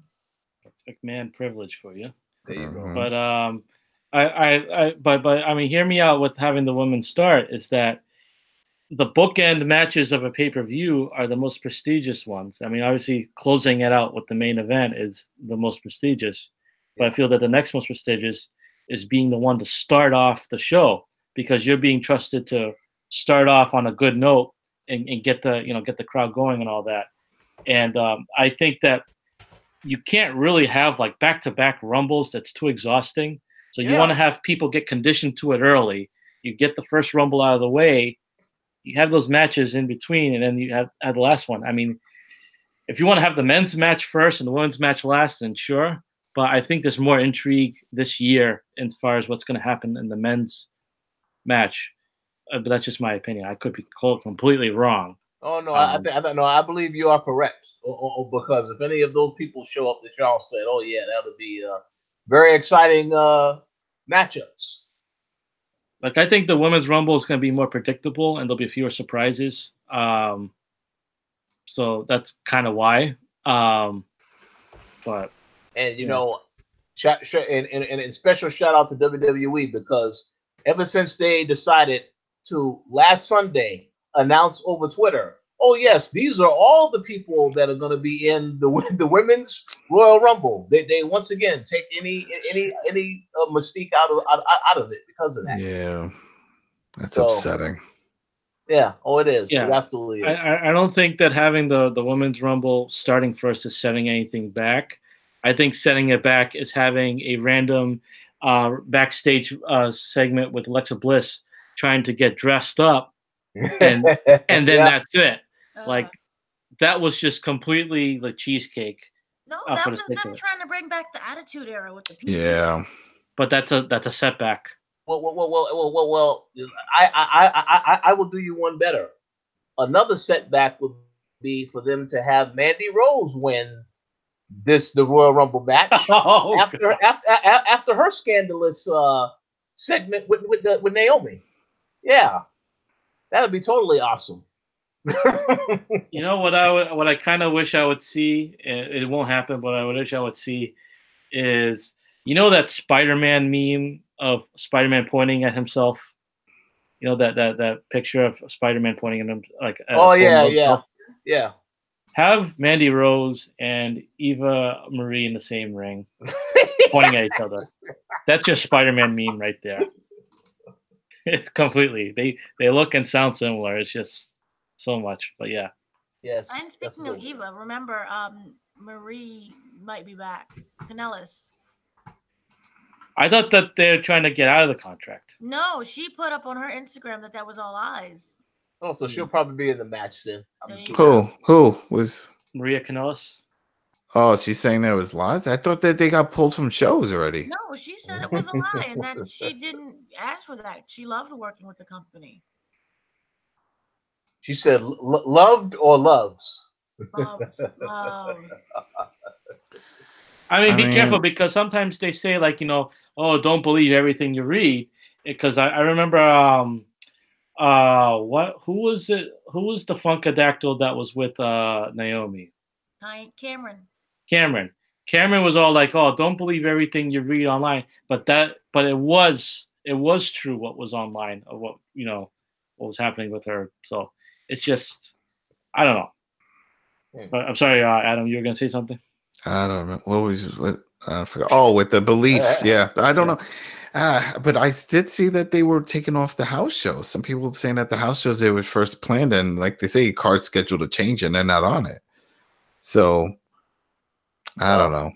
But then again, they have a new baby, so who knows? Who knows? Yeah. Well, we'll see. But I mean, they weren't doing anything anyway. That's why I find it funny for those who play the 2K19 game and they had the Rising Star pack and they're part of it. Really? That's a selling point. You have that should have been in the box. That should not be DLC. Yeah. You know what? Since you mentioned that, I just want to make a quick comment about that DLC because I have been playing the game with the DLC. Ricochet, the only person worth playing that DLC. Now they did have Leo Rush in there as well. Yeah, Leo Rush is there, right? So yeah. So if you're a Lashley fan, you know you can have his annoying ass become the manager of Lashley in the game. So yeah, that's a plus. But aside from that, there's nothing else. That DLC is pretty disappointing. No. The NXT stuff is good. Candice LeRae and Dakota Kai is in it now. That's great. But man, they really need to do something with this license with these future games because so disappointing. But yeah, I believe that concludes our show for this evening. So definitely looking forward to what happens this weekend. It's going to be a fun time. We will definitely be back in the future to share our thoughts on what happens, the fallout from this stuff. But in the meantime, Adam, do you have any shout outs that you would like to give? Shout out to you. Shout out to everybody that's into wrestling. This is a fun weekend for all of us, you know, and also just in wrestling in general. This is going to be a crazy year. A lot happening with the new network going on with Fox, WWE, AEW, and just to see what else happens. It's going to be a fun time. And shout out to everybody over at the Throwdown, the other show that I'm on, and they're doing their gaming. Everybody's playing Resident Evil 2. We'll be damn do. Yeah. You know, so yeah, that's it. But you know me, division. It's all about the division. If we all got those emails from PSN, it turns out I put in 233 hours just in 2018 alone into that bad boy, and I bought that day one. So I'm looking at probably over 500 because that came out in 2016. Yeah, that's a lot. That's a lot of hours. Awesome. How about you, Dana? Any shout outs that you want to give? No, basically, shout out to everyone who's listening. And I know that following NXT TakeOver, they did do 2 documentaries on the network, if anyone cares or even has the network. They're doing one on last year's WrestleMania, but the one that's more important to me is that they're doing Paige and her coming back after her neck injury and her learning that she most likely will never be able to wrestle again, which is the lead up to her doing the fighting with my family. So that is something I'm a little bit more interested in watching. I'll definitely check those out.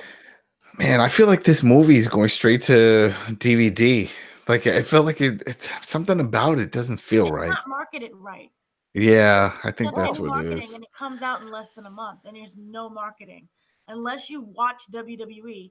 Aside from that, no one's heard of it. I guess the Rock is busy with. I feel like maybe overseas it'll perform better because of the family history and the father and all of that. So, but when it comes to here, it's like, how do they market it here? Because Paige really didn't have that impact. Like Flair wasn't really mainstream. Yeah, she wasn't really mainstream yet. She was big in NXT for a long time, and when it finally started picking up steam, she was gone. Yeah, and this is why I kind of thought that it would have worked better as like a direct to DVD. Yeah, but it didn't, and it comes out the 14th, February 14th, and I feel Valentine's Day, and I don't feel anything. Like even like if you just go on the producer alone with Dwayne Johnson, he can promote the heck out of this movie because he's just so big with his name and he has all these connections. But I don't even see that happening. Well, he can't now since he's doing this Hobbs movie. So. Yeah, but you know, even with Hobbs, I don't know. He has really great marketing skills. Go on Instagram and promote it. Not a single thing about it. Yeah, so he's like, "The hell with this. So I'm it's making just my odd. money That now." makes me wonder Well, if he the movie probably sucks. he probably just has a small part in it, which is the part that we kept seeing over and over Yeah, and over but he's again. the producer. Yeah, so yeah. He put some money behind this. put money in it. Oh, You okay. want your money back. And it has Nick Frost, and it has Vince Vaughn and Lena Headley, who's that Game of Thrones, and Mhm. nothing. I've heard nothing. Yeah, Yeah. well, hey, well, we'll see.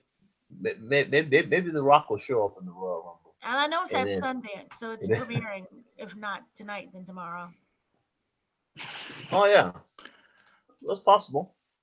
Yeah, odd. It's just It's funny that you mentioned that because like I went to go see the Dragon Ball Broly movie. Oh in theater, yeah, oh yeah. and when I was on my way to my theater, I could hear in another theater a trailer, and it was talking about like a wrestling WWE, and I'm thinking like, oh, I wonder if that's the Page movie that's the trailer for it, and I think that's what it was.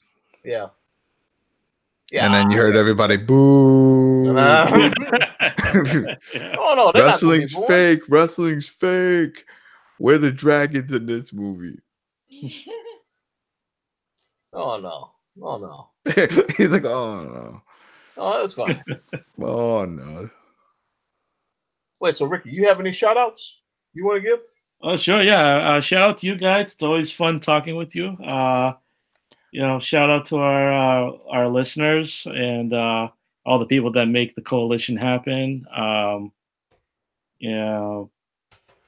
Shout out to everyone who's a wrestling fan. Watch NXT Takeover Saturday, Royal Rumble Sunday. We got a great weekend of wrestling.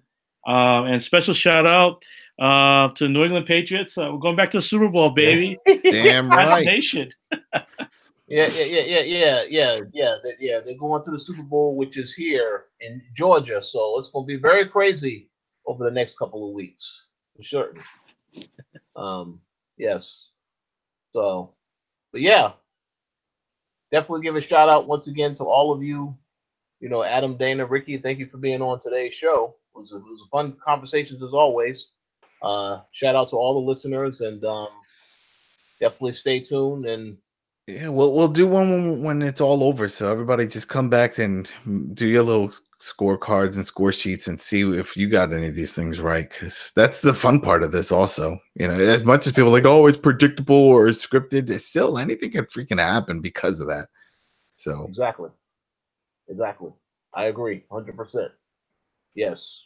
So with that said, thank you all for listening. And enjoy Royal Rumble and NXT TakeOver this weekend. And we'll talk to you again soon.